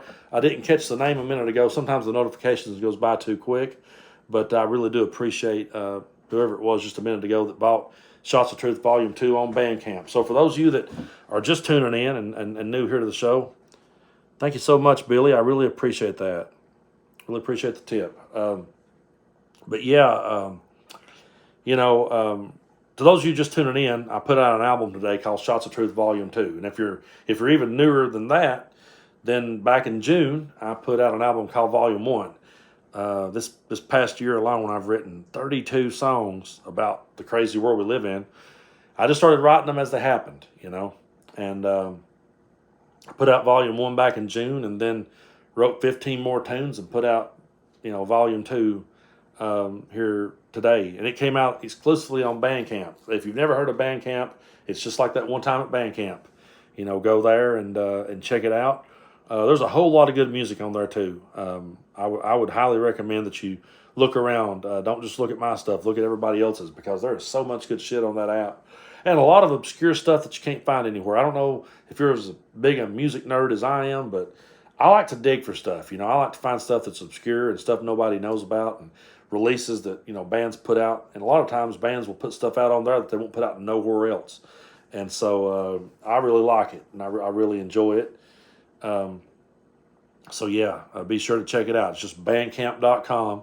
Look up Tennessee Brando. You'll find Shots of Truth Volume 2. And thank you guys so much. It's just since we've been sitting here, I think there's been like 5 or 6 people downloaded it just since we've been sitting here. So that's really cool. I appreciate you so much for doing that. It was a real good time making that album. And I went into the Arbor studio, sat down with John Baker on the bass, had Greg Horn on the lead guitar and pedal steel, and I had Brian Stansbury on the drums. We just kind of set up in a half circle.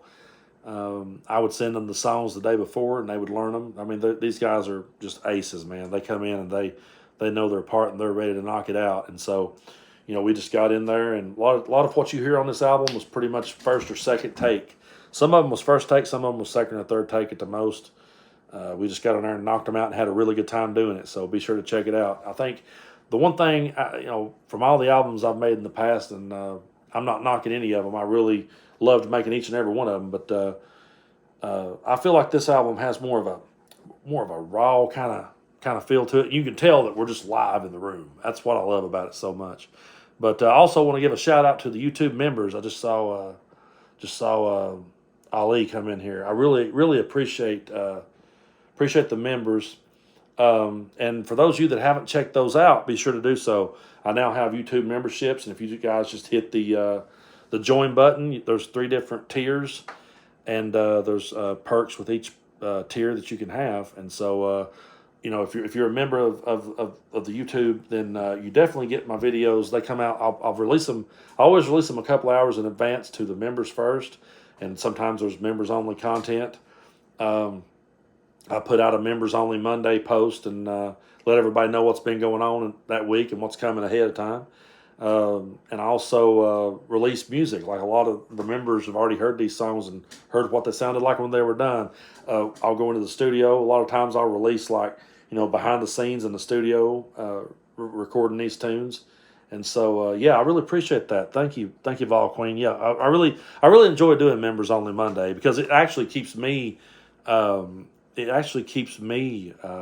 top of my game, because I remember what I did and what I need to do. So it really works out good. I also want to remind y'all, if you just tuned in, and for those of you that have been sitting here the entire time, I apologize for being so repetitive, but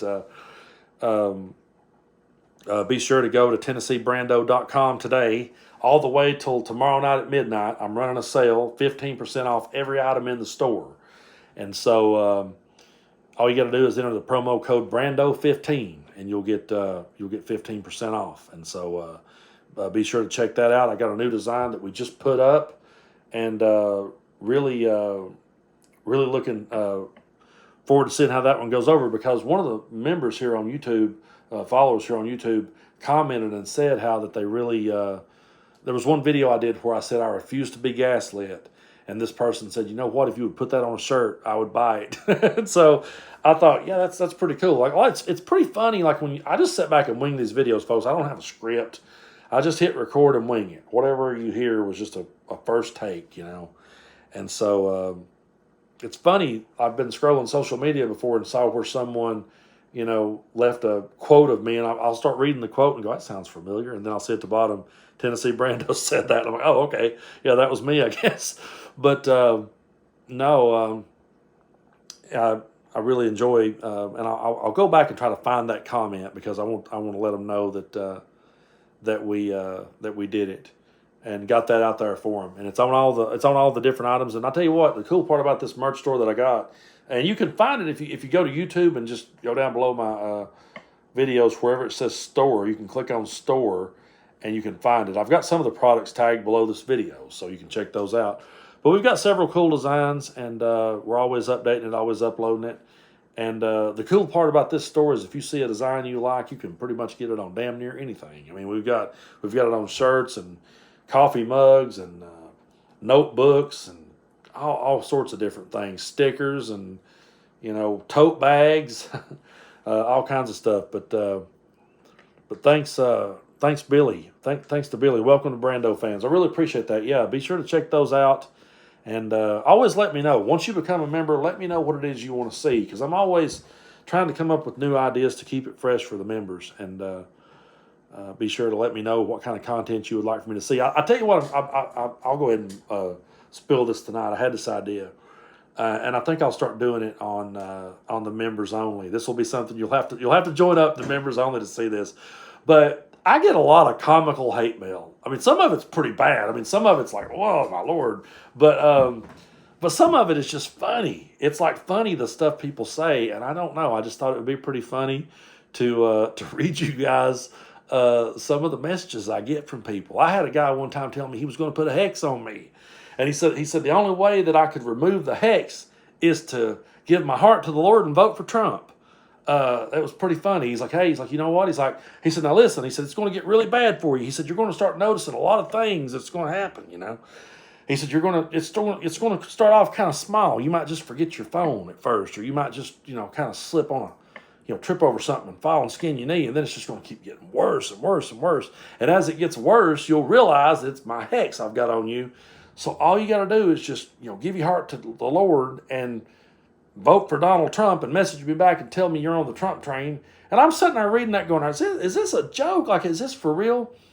It's true. And so I'll definitely may start reading the hate mail, because I'll tell you, one time I remember seeing, it was either, I can't remember if it was Richard Dawkins or Christopher Hitchens, but one of those two was reading hate mail from their audience, and it was some pretty funny shit. So I'll probably start doing that, because we'll just read them, have a good laugh, and then trash it, and just move on. But I've had people say some pretty crazy, far out stuff to me, and so yeah, it was nuts. I mean, I actually kind of couldn't help but talk back to him just a little bit. That's the problem, man. It's kind of like a bad car wreck. You can't look away. And I was like, so wait a minute, let me get this straight. You want me to accept God and then vote for Trump?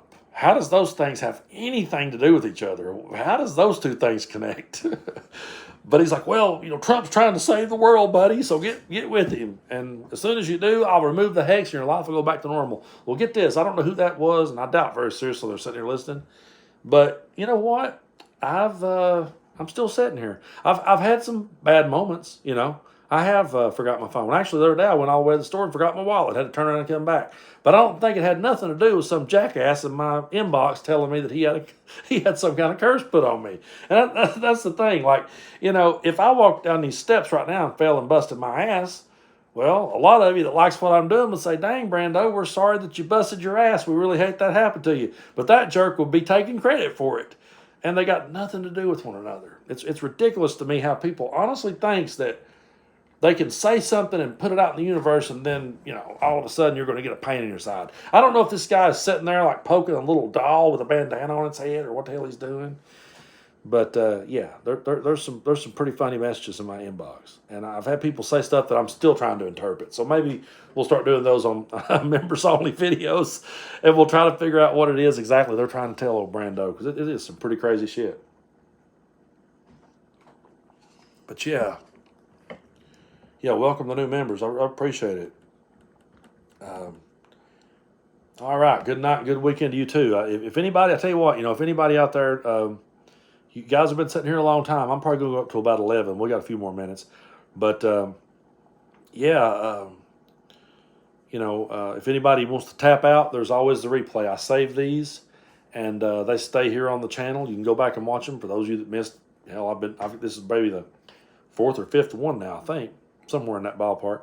So, you can go back and find the other episodes that I did. On the last episode I did, I played a lot more of my non-political music that I had written prior to everything kind of blowing up. And so I just realized one thing that's kind of funny. It's kind of comical. I was sitting here and I've got you guys here on my phone. My phone's what's doing the recording, but I've got my laptop sitting here too. Well, the laptop is in like the correct image, but my phone is like reversed. So from my point of view, when I'm looking at my phone, the shirt is reversed, and this table over here is like on this side. And I was sitting here looking, and I was like, why is Dolly now over there? That sticker of Dolly on my table. I was like, what's she doing over there for? And I just realized that the images are reversed. So at least you guys, for anybody out there, I was wondering that the whole time. Then I realized that's accurate. This ain't. So I remember back during the pandemic when I started doing them on Facebook. At first, Facebook didn't have the option to flip it.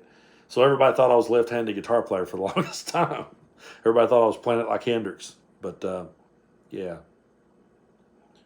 thank you guys so much for being here. It's always a good time here at the table with all of you, and hope everyone's good.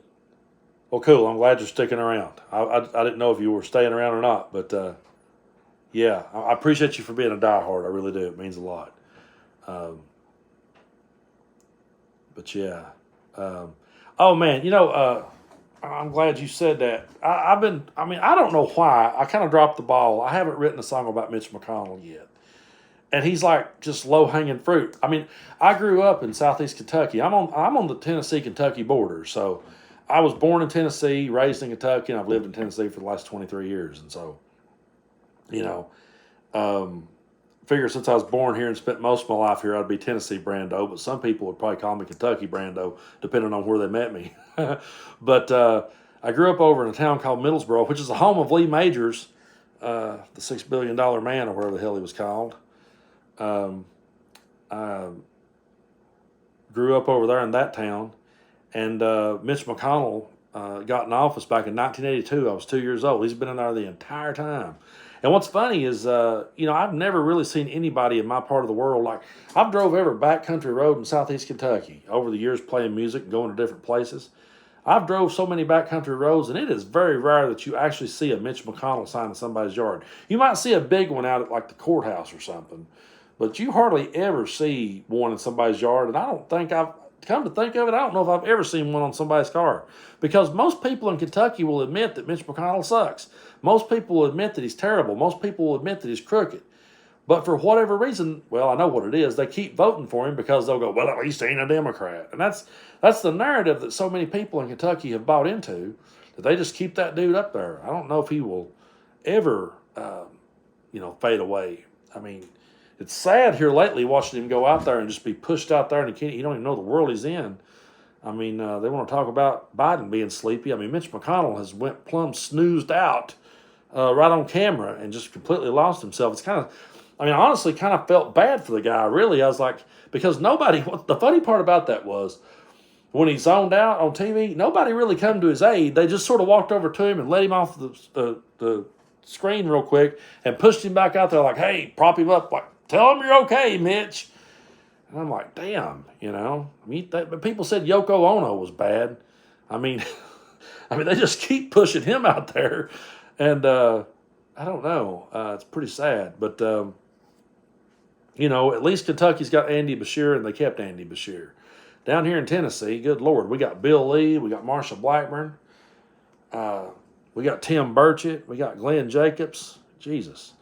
You know, I mean, we're just surrounded down here. But the good news is Gloria Johnson, who's part of the Tennessee Three, she's running against Marcia. And I really hope she gets that one because we need some sanity back in Tennessee so bad. It's funny, too, because, when I grew up growing up in Kentucky, now my mom and dad was both born on the Kentucky side.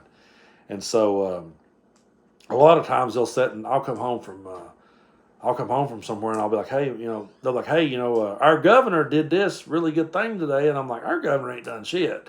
Like, oh, we're not talking about Bill Lee. We're talking about Bashir. It's like mom and dad still claims Kentucky is home. So to them, Andy's their governor. And I'm like, I wished he was. Well, I'll trade with Kentucky anytime they want to. We'll swap.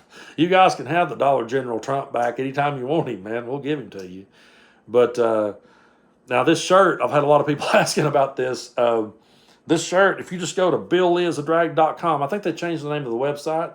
I can't remember what they changed it to. Let me look real quick. But if you go to, I know if you type in BillLeeIsADrag.com, it will redirect you to whatever the site is called now. Let me see what it is. It's MusicCityCreative.com. If you type in BillLeeIsADrag.com, it'll take you to Music City Creative, and you can get this shirt. So, yeah, there's that. And I tell you what, since we're on the subject of Bill Lee, I'll go ahead and play you this tune that I wrote, inspired by this shirt, and inspired by the fact that back when Bill Lee was, declaring war on the gay and trans community and going after the drag shows and banning those and all this bullshit, there was a picture of him, which is on the shirt. This picture of him came out in drag, of course. Whatever it is they criticize, I've always said that every accusation is a confession, so I'm not shocked. But anyway, there was pictures surfaced of him in drag, and of course, he damn near lost his mind when people pointed it out to him. And so I thought, yeah, Bill Lee is a real drag. And so I wrote this tune, and this was really, quick story before I play it. This was really the tune that got the ball rolling on the whole Shots of Truth. Bill Lee is our governor here in Tennessee, and he's terrible. I don't know if you're not from here. I wouldn't wish him on my worst enemy, really. But what happened was, I started doing like the social and political commentary videos. I started doing those originally on TikTok, and that's where most people discovered me. And I was on there for a while. And then I was picked up as a contributor on the Midas Touch Network. And I have had a great time working with those guys, man. Ben and Brett and Jordy, they're just awesome. There's so many good contributors there. We got Popak and Texas Paul and Coach D, Boston Brian. There's just so many good ones. I'm sure I forgot somebody. There's so many good ones on there that does it. So I got picked up on the Midas Touch Network, and I was doing the social and political commentary, but I was writing dead serious songs, And whenever I would play one of my songs to people, they would just kind of, okay, cool, can you get back to talking about politics?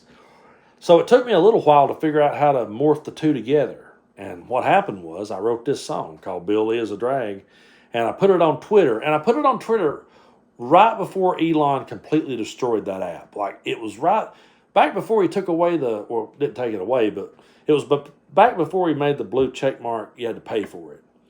When he made it to where you had to pay for the blue check mark, I refused to pay for that. And so it just suppressed my videos, and I was gaining a massive following on there. I mean, it was picking up steam like crazy. I had videos get like 300,000 or 400,000 views on Twitter, and then all of a sudden, when he made it to where he had to pay for the blue check, my videos just tanked on there. But right before they tanked, I wrote this tune called Bill Lee is a Drag, and when it blew up, it just kind of opened the door for me to start writing more tunes like this. And that's when I realized how to bring the two together. And then once I brought the two together, I was able to, start introducing my more serious natured tunes to people, and they appreciated them. And so I appreciate you guys for caring. But this tune here is kind of what started the whole ball rolling on Shots of Truth. And it's what opens up Volume 1. Earlier, somebody asked, I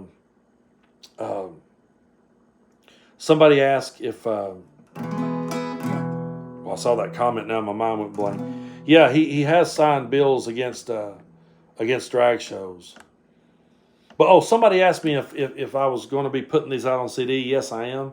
But what I'm going to do, I'm going to make it into a double disc set so that you got volume 1 and 2 on a 2-disc set. It'll be in the same package.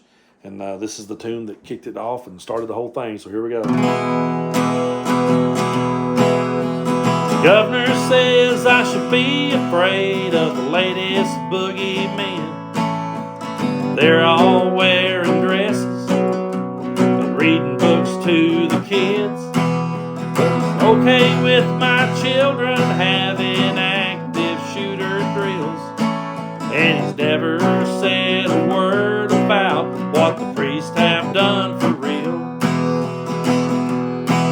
Yeah, Tennessee is home to me, but I do have to admit it's getting a whole lot harder to say y'all come again.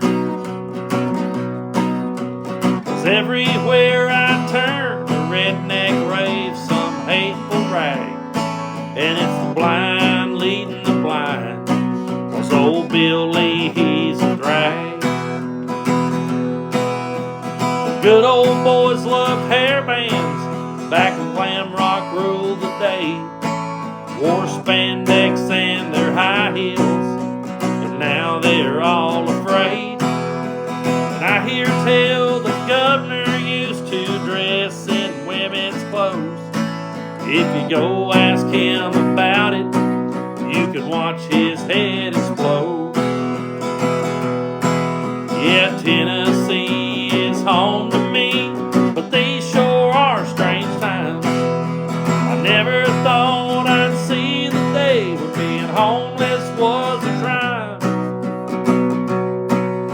Now everywhere I turn, a redneck waves some hateful rag. And it's the blind leading the blind, 'cause old Billy, he's a drag. Yeah, it's the blind leading the blind, 'cause old Billy, he's a drag. All right. Thank y'all so much. And yeah, this tune here was also written around that same time. So I'll play it for you too while I'm at it. It's good to see Oregon in the house. Man, we've had a lot of people from all over the world. You guys feel free to drop where you're at in the world, because we've had people from all over chiming in here tonight to tell us where they were. And yeah, I'm glad you found it. Yeah, if you go look on Google, you can find it pretty easily. But during the whole drag queen debate, you know, there was people saying, well, is this appropriate for children and all this shit? Now, I grew up in a Pentecostal church, and thank you so much to Snow6390. Thanks for making these crazy times a lot easier to manage. I appreciate that. That means a lot to me. Portland, Oregon, thank you so much. Northwest Iowa, Pennsylvania, Tennessee, Michigan, Vegas, hell yeah. Washington, Georgia, Minnesota. Hell, that's awesome. Thank you guys so much. I really appreciate it. It's good to see you. Missouri, San Diego. Awesome. It's great seeing you guys in the house. Knoxville. Yeah. Connecticut, Missouri, Dayton, Ohio, Vancouver, British Columbia, Oregon, Texas, California, New Mexico. I loved it out in New Mexico. I came out there a couple of years ago and had a blast. North Carolina, Michigan, Minnesota, Salt Lake City, Akron, Ohio, Thailand, hell yeah, North Idaho, Missouri, Bakersfield. Man, if I could do some covers, I'd bust out some Buck Owens on you. But I don't do covers on here because YouTube won't let me monetize it when I do. Kansas City. Man, I really appreciate you guys for putting those in there. I'll go back and read more of those later. I need to come back to Vegas. I had a good time. I ain't been to Vegas since like 2012 or 2013, I believe. Middlesboro, Kentucky. home of Lee Majors, Tennessee Brando, and Serena Garland. So, Australia. Yeah, you way down under. That's awesome. Missouri, Idaho. Man, I really appreciate you guys for putting that on there. That's cool as shit. But this tune here, I wrote it during the whole Bill Lee as a drag phase. When people was telling, about the whole, should our children be exposed to this? And I was like, you know what? Back when I was growing up in the Pentecostal church, I got exposed to a whole bunch of bullshit. I really did. And I got made to feel guilty about a whole lot of stuff. Thank you so much to Oz for the tip.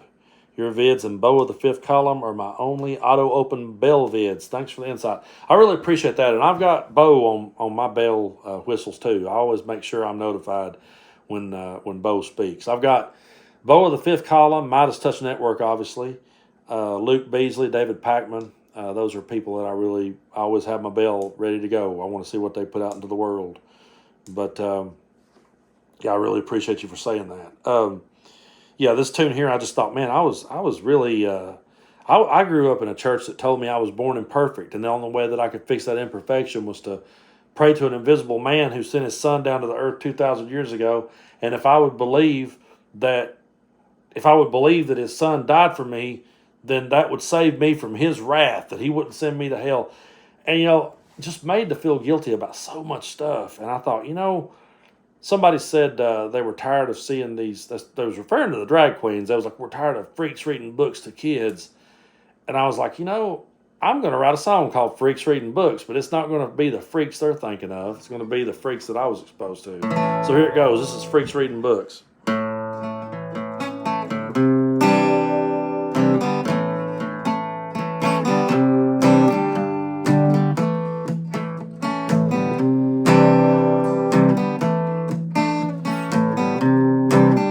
There's freaks reading books to children. I really thought you ought to know.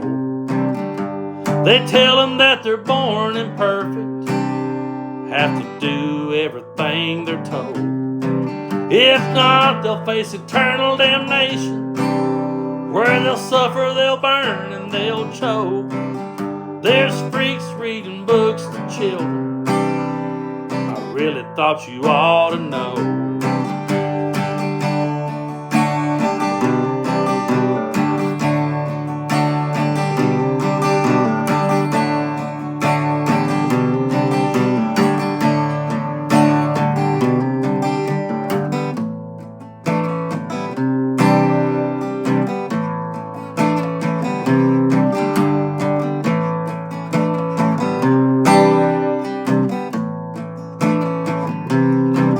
There's freaks reading books to children. They tell them it's part of God's love. They pluck their innocence from them and sweep it all under the rug. The men cover up the corruption to keep their stranglehold. There's freaks reading books to children. It's all about control.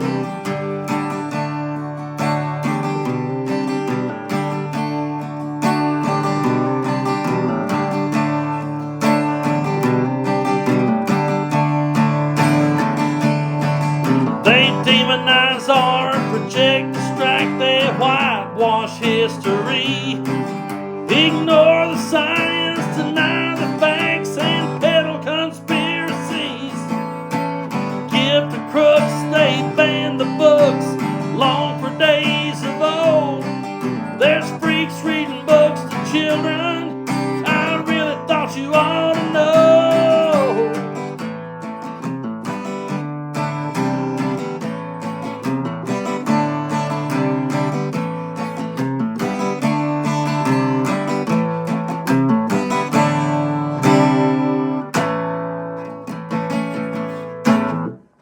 All right. Thanks so much. I really appreciate it. And that's a tune that when me and my band plays out live, you guys are going to really enjoy hearing us do that one, because we definitely crank up and rock out on that one. And I have a really good time doing that one. I purposely kind of gave that one a Skinner vibe just to mess with people, because, if you sing Skinner tunes, you're not supposed to ever say something like that. However, I would make the argument, and me and my band used to do a cover of Saturday Night Special by Skinner, and we may work that one back up, because for all the people out there that says Ronnie VanZant was just a redneck, that he definitely was a redneck. I'm not saying he wasn't, but for all the people out there that says, oh man, he was just the biggest redneck in the world, and well, he may have been, but he definitely had a lot a lot of different viewpoints that a lot of people ignore, and a lot of people, a lot of Skinner fans really don't want to talk about Saturday Night Special because he says in it that a handgun was made for killing, ain't no good for nothing else. If you like to drink your whiskey, you might even shoot yourself. So he definitely had a lot of stuff that I could get behind. But now this tune here, I'm gonna get back to Ronnie VanZant in a minute. We'll close out with that, but I'm gonna play this one for you because there's a whole lot of people that will come at you and they'll say to you that they want to debate you. Whenever they say that, they'll come at you with a bunch of insults. And I've tried to tell people for a long time that when you come at people trolling, I mean, trolling is not debating. You know what I mean? Debating is when both people brings ideas to the table, and those ideas is based on data and research and evidence. You know what I'm saying? And you bring the ideas to the table, and both of you sees which one might be good and which one might not. That's a debate. A debate isn't saying you're mom. You know what I mean? A debate isn't saying you're a communist or you're a socialist, you're a Marxist, or you're a pedophile, or you're a satanic. It's ridiculous. That's not, when people comes at me with that, I always say to them, that's not debating at all. And that's not, and then when I will, not talk to them or block them or whatever the hell I do, they'll say to me, well, you're against free speech. And I'm like, no, or you're against the First Amendment. And I'm like, no, I'm not against the First Amendment. It's just that you don't understand the First Amendment. The First Amendment says that Congress shall make no law prohibiting the action of free speech. It doesn't say that Brando has to sit and listen to your bullshit or be associated with it. It doesn't say that I have to welcome you in and sit and talk with you. I don't have to do shit. I don't have to be connected with you. And so I made a comment one day. Somebody's like, well, you just want to remain in an echo chamber. And I was like, it's not about that. It's not about that. But if I'm going to be in an echo chamber, I would much rather be in an echo chamber that had reason and logic and truth and evidence. I would much rather sit and talk with people like that as opposed to be in an echo chamber with, people just shouting a bunch of bullshit. And besides, where I live, I could never be in an echo chamber because I'm constantly hearing the other side. I am constantly hearing what they have to say. I can't escape it. So this idea that, no. But I tell you what, I would much rather be in an echo chamber with people like you and us be discussing real ideas and echoing them back and forth as to just be echoing back and forth a bunch of bullshit. And so that's the moral of that story. Exactly. It's about bringing points of consideration to the table, And I'm all for that. And I'm all for talking to people I disagree with. I do it all the time. But I don't sit and engage with people that just, slings insults and comes at you with, fuck Joe Biden, I want to debate you. Well, come up with something a little bit more intelligent and I might consider it. But anyway, this is Echo Chamber.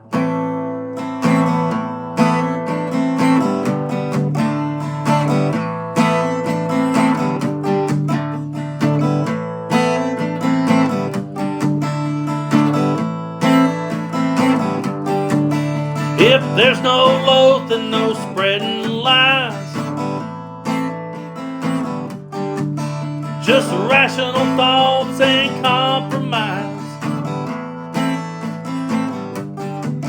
If there's no vile words of anger, I'll stay inside of my echo chamber. No misinformation, conspiracy theories, misguided fools playing judge and jury. There's just peace and love in your neighbor. I'll stay inside of my echo chamber.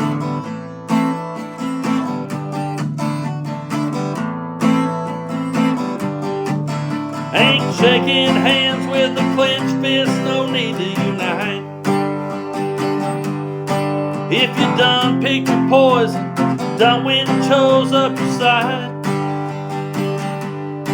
If you're just passing blame and pointing the finger, well, I'll stay inside my echo chamber.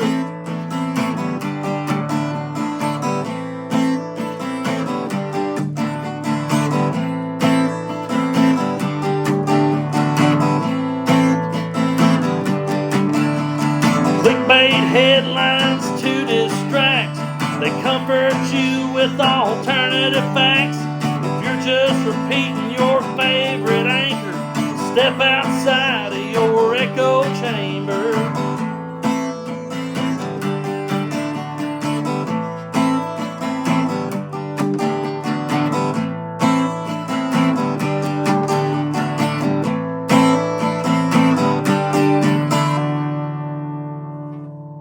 All right. Thank y'all so much. I really appreciate that. And I appreciate you guys so much for being here with me. Hope everyone's doing good and hope everyone's had a good time here tonight. I'm about ready to wind her down, but I want to play y'all one more tune before we go. And thank you guys so much for tuning in. I'll probably be back here in a week or so to do another one. I'll let you guys know when it is. I know that I've got a couple of things I'm doing in December. So I'll try to figure out which night will work best for us to do another one, because I really enjoy doing these. And like I said, I want to try to start doing them at least twice a month. So I'll do y'all two more tunes here, and we'll call it a night. But thank you guys so much for being with me. Now, going back to what I was talking about earlier with Ronnie VanZant from Skinner, I always it was Leonard Skinner band that really inspired me to want to be in a band and play an electric guitar. I got Ronnie tattooed on me right here. I went down to the World's Fair Park in 1997. They was doing the 20 tour. It was the 20-year anniversary of the Skinner plane crash. And they had Ronnie on the big screen, and his voice came through the speakers singing the song Traveling Man with his younger brother Johnny. And that was the moment in my life when I just wanted to be a musician from that point on. I never looked back, never wanted to be anything else in this world. And so as time went on, like I said, there was a whole lot of things that Ronnie VanZant said in his music that I related to and could agree with. And there was a lot of things that the Leonard Skinner band was associated with that I could no longer agree with. And I've always pointed out that there was an article I read years ago where Ronnie VanZant during the last tour that he ever did. Thank you so much thank you, Andrew, for that. I really appreciate it. But the last tour they ever did, he took the Confederate flag down because he said that he was feeling like that it was starting to divide people, and he didn't want he thought it was bringing the wrong kind of people to his show. So it's hard telling where he would have ended up had he lived or hung around.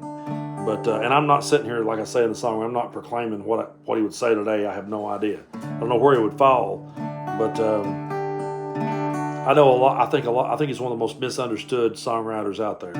So I'm gonna do this tune for you here. It's called Ronnie VanZant Never Wrote a Bad Song. Because, well, it's funny, I was sitting on a bar stool with a buddy of mine, and I never will forget, we're sitting there, and we went back and forth arguing about it.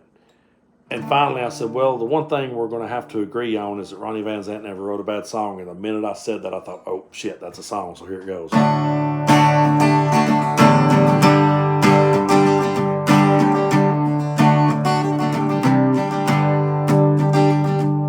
Wrote and sang about the streets, west side shantytown. He bust his boys square in the teeth until they got his sound.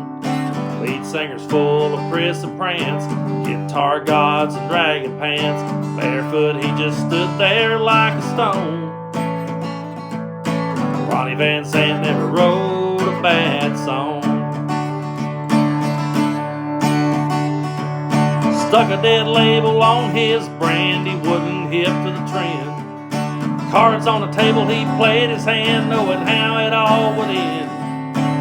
Torture tours, bloody brawls, cutthroat dice, sold out halls. He said he'd go out with his boots on. Ronnie VanZant never wrote a bad song. Well, that pistol that you're packing, he would have threw it away. Why in the hell would we raise a glass to that smell anyway? Well, I'm glad little brother picked up and carried on. Ronnie VanZant never wrote a bad song.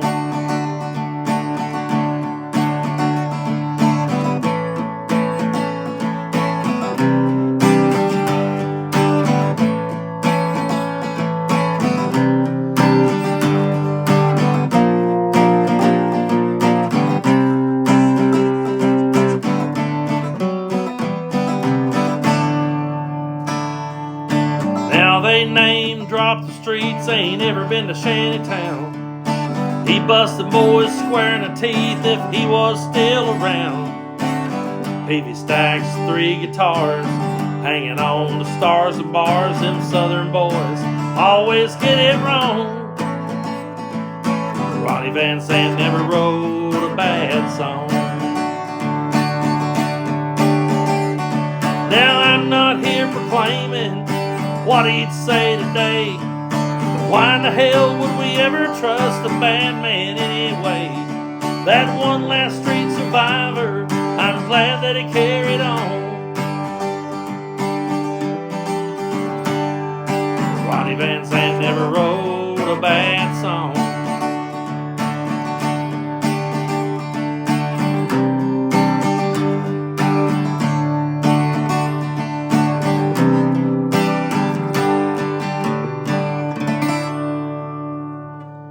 All right, thank y'all so much. I really appreciate it, guys. I'm going to do you one more, and I got a funny story to go with it. So thank y'all so much for being here.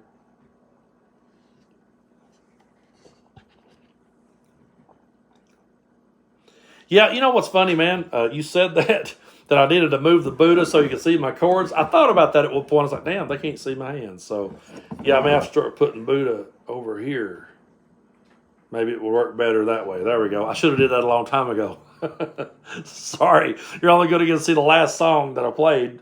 But a lot of my songs are pretty simple, man. They're 3 chords. I mean, I might throw a random chord in here and there. It's like the old saying, they asked Hank Williams one time, said, why does your songs only have 3 chords? And he said, do you mean there's a 4th? so that's kind of me. I mean, every now and then I might have a 4th or a 5th, but it's pretty wild. But yeah, we'll have to start moving Buddha over here. I realized that at one point. I was like, shit, my hands are hidden. But yeah, we will. We'll rub the Buddha's belly, and I want to appreciate everybody for coming on the show and watching it tonight. Before we go, I just want to remind you of a couple of things. The new album, Shots of Truth, Volume 2, it was released on Bandcamp today. It's going to be exclusively there for a while, and then I'm going to put it up on the other music apps. But you can go check it out at bandcamp.com, just like that one time at Bandcamp. Go check it out over there. You can find it under Tennessee Brando, Shots of Truth, Volume 2. Also, I want to remind you that on TennesseeBrando.com, we're running a Black Friday sale. It will go from today all the way to Saturday night at midnight. Then we're going to pause, and we're going to come back with another sale on Monday for Cyber Monday. So if you enter the promo code Brando15, you'll get 15% off of any of the merchandise, anything in the store. All you got to do if you want to find the store, just go to TennesseeBrando.com, or if you're here on the YouTube page, you can click on where it says store or click on these products that I've got tagged in the video, and you can find it that way. So yeah. And yeah, we'll start putting the boot over here from now on. But so yeah, there's that, and I will be back here in a few weeks. I'll let you guys know when I get a date set, and we'll do another one of these. We'll just keep doing it and keep cranking it out. And keep having fun. And also check out the new designs that we have at the merch store. We have the new shirt, and it's basically available on anything. It's called I Refuse to Be Gaslit. One of the followers here on YouTube was like, hey, if you'll put I Refuse to Be Gaslit on a shirt, I'll buy it. And so, you know, we're always listening. We're always trying to read the comments and listen to what it is that people want. So if you guys got any ideas, like I said earlier, a lot of times when I'm doing these videos, I'm just talking, and nothing's scripted, nothing's written down. So later on, when somebody says, hey, that was a cool quote, I'm like, okay, well, cool. Maybe we can put that on a shirt or something. But I'll close with this tune here. It's one of my favorites that I was fortunate enough to write. I think sometimes, you know, you just get lucky. You get in the right place at the right time, and you write a good song. But back when I was growing up, man, I had a great uncle named Dale, and he was one of my favorite people on this earth. I've always said to people that didn't know who Dale was, just picture if like George Carlin or Richard Pryor showed up at your family reunion. I mean, he was crazy. I mean, he would say anything. He had no filter. And so he just would say anything. And I was always rolling laughing at him growing up. You know, I was always just dying laughing at Dale. He was so funny. But the thing about Dale was he was an atheist, and he was pretty hardcore about it. So when he would come down for the family reunions, the family would always try to sell him religion. They would try to sell him religion because he was also very accident prone. He lived a rough life, and he was always going through stuff. And every time something bad happened to him, people would say, well, hey, Dale, maybe that's God trying to get your attention. They'd always try to find a way to twist it and make it religious. And so one time he come down for a family reunion, was out at the park, and we're sitting around, and all of a sudden it comes time to eat. And I don't remember who it was, but somebody's like, hey, Dale, will you say grace? And I remember being a kid thinking, why are you asking Dale to say grace? You know he's going to come back with a wisecrack. There's no way he's going to, like, do it and not, roast you for asking. And he just looked at him. He said, I tell you what, he was from, like, Michigan, had a real thick accent. He's like, I tell you what, you guys pray to God, and I'll pray to Ben Matlock, and I promise you we'll get the same results. And I just hit the floor laughing. My mom's elbowed me in the ribs, being like, quit, don't laugh at that. You're going to hell. And I'm like, well, if so, I'm going with Uncle Dale, and we're going to rock out on a lake of fire, But anyway, Dale ended up getting cancer, man, and he battled it for years. He would come down to the family reunions, and he'd always say to me, well, Brandon, if I don't see you again, it was nice knowing you. That's what he would always say as he left. And he finally, after battling cancer for a long, long time, he finally passed away. And when he passed away, my grandmother told me the story of what happened at his deathbed. And when I heard that story, I said, there's the song. Because there were so many stories about Uncle Dale that I could have written into a tune. But when she told me what he said while he was dying, I was like, there's the song, there's the hook. And so we'll close this one out. Thank you guys so much for being here with me at the table. We'll be back here in a few weeks. I'll let you guys know when it is. But until next time, thank you guys so much here on YouTube. And this one's to the late, great Dale Petty. Took that curve too fast down at the junction. Cut that telephone pole clean in two. Doc said he'd be lucky if ever function, but he was right back at the Elks Lodge the 1st of June. He ate a hollow point slug once in a card game. Lucky for him, it hit his partial plate. Doc said half an inch in any wrong way, he'd have been meeting old St. Peter at the pearly gates. Uncle Dale, you got 9 lives, but you're running out of time. Don't you think you and Jesus might ought to make things right? He said, I prayed once to Ben Matlock, and the results came out the same. And if the devil created rock and roll, well, I'll be dancing in.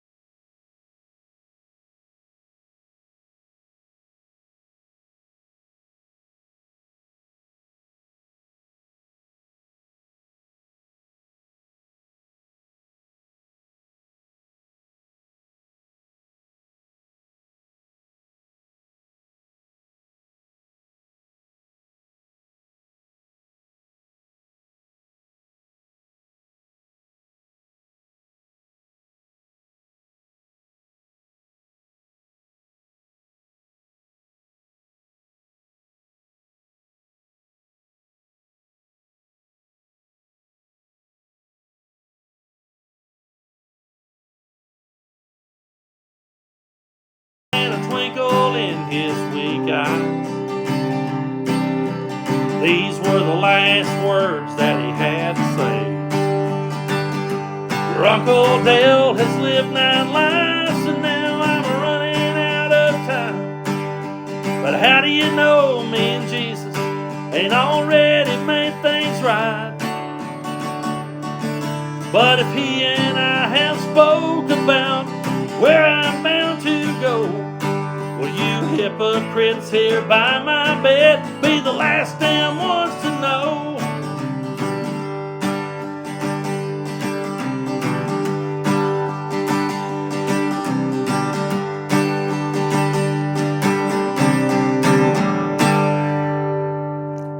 All right. Well, thank you guys so much. And if you enjoyed that song, it is available on my album Forgotten Appalachia. That's under Brandon Fulson, Brandon Fulson. You can find it on there. There's also a live version on the album Live at the Butcher's Pub, and you can find those under Brandon Fulson. So look those up if you enjoyed Uncle Dale. And I think you guys would have liked him. I think we would have had a great time sitting here shooting the breeze with him at the table. Hard telling what we got said. We might have got canceled within 5 minutes, but it would have been a good time anyway, because he always had me laughing my entire life. Anytime I was around him, I just laughed the entire time. I never could catch my breath. So anyway, I want to thank you guys so much for being here with me at the table. I will let you guys know when I'm going to be back for another round of it. Thank you guys so much for everyone that hit the virtual tip jar. Thank you all so much for downloading the new album, Shots of Truth Volume 2. And just thank you for being here with me. Thank you for being here with me on YouTube. It's a great time. And we'll do it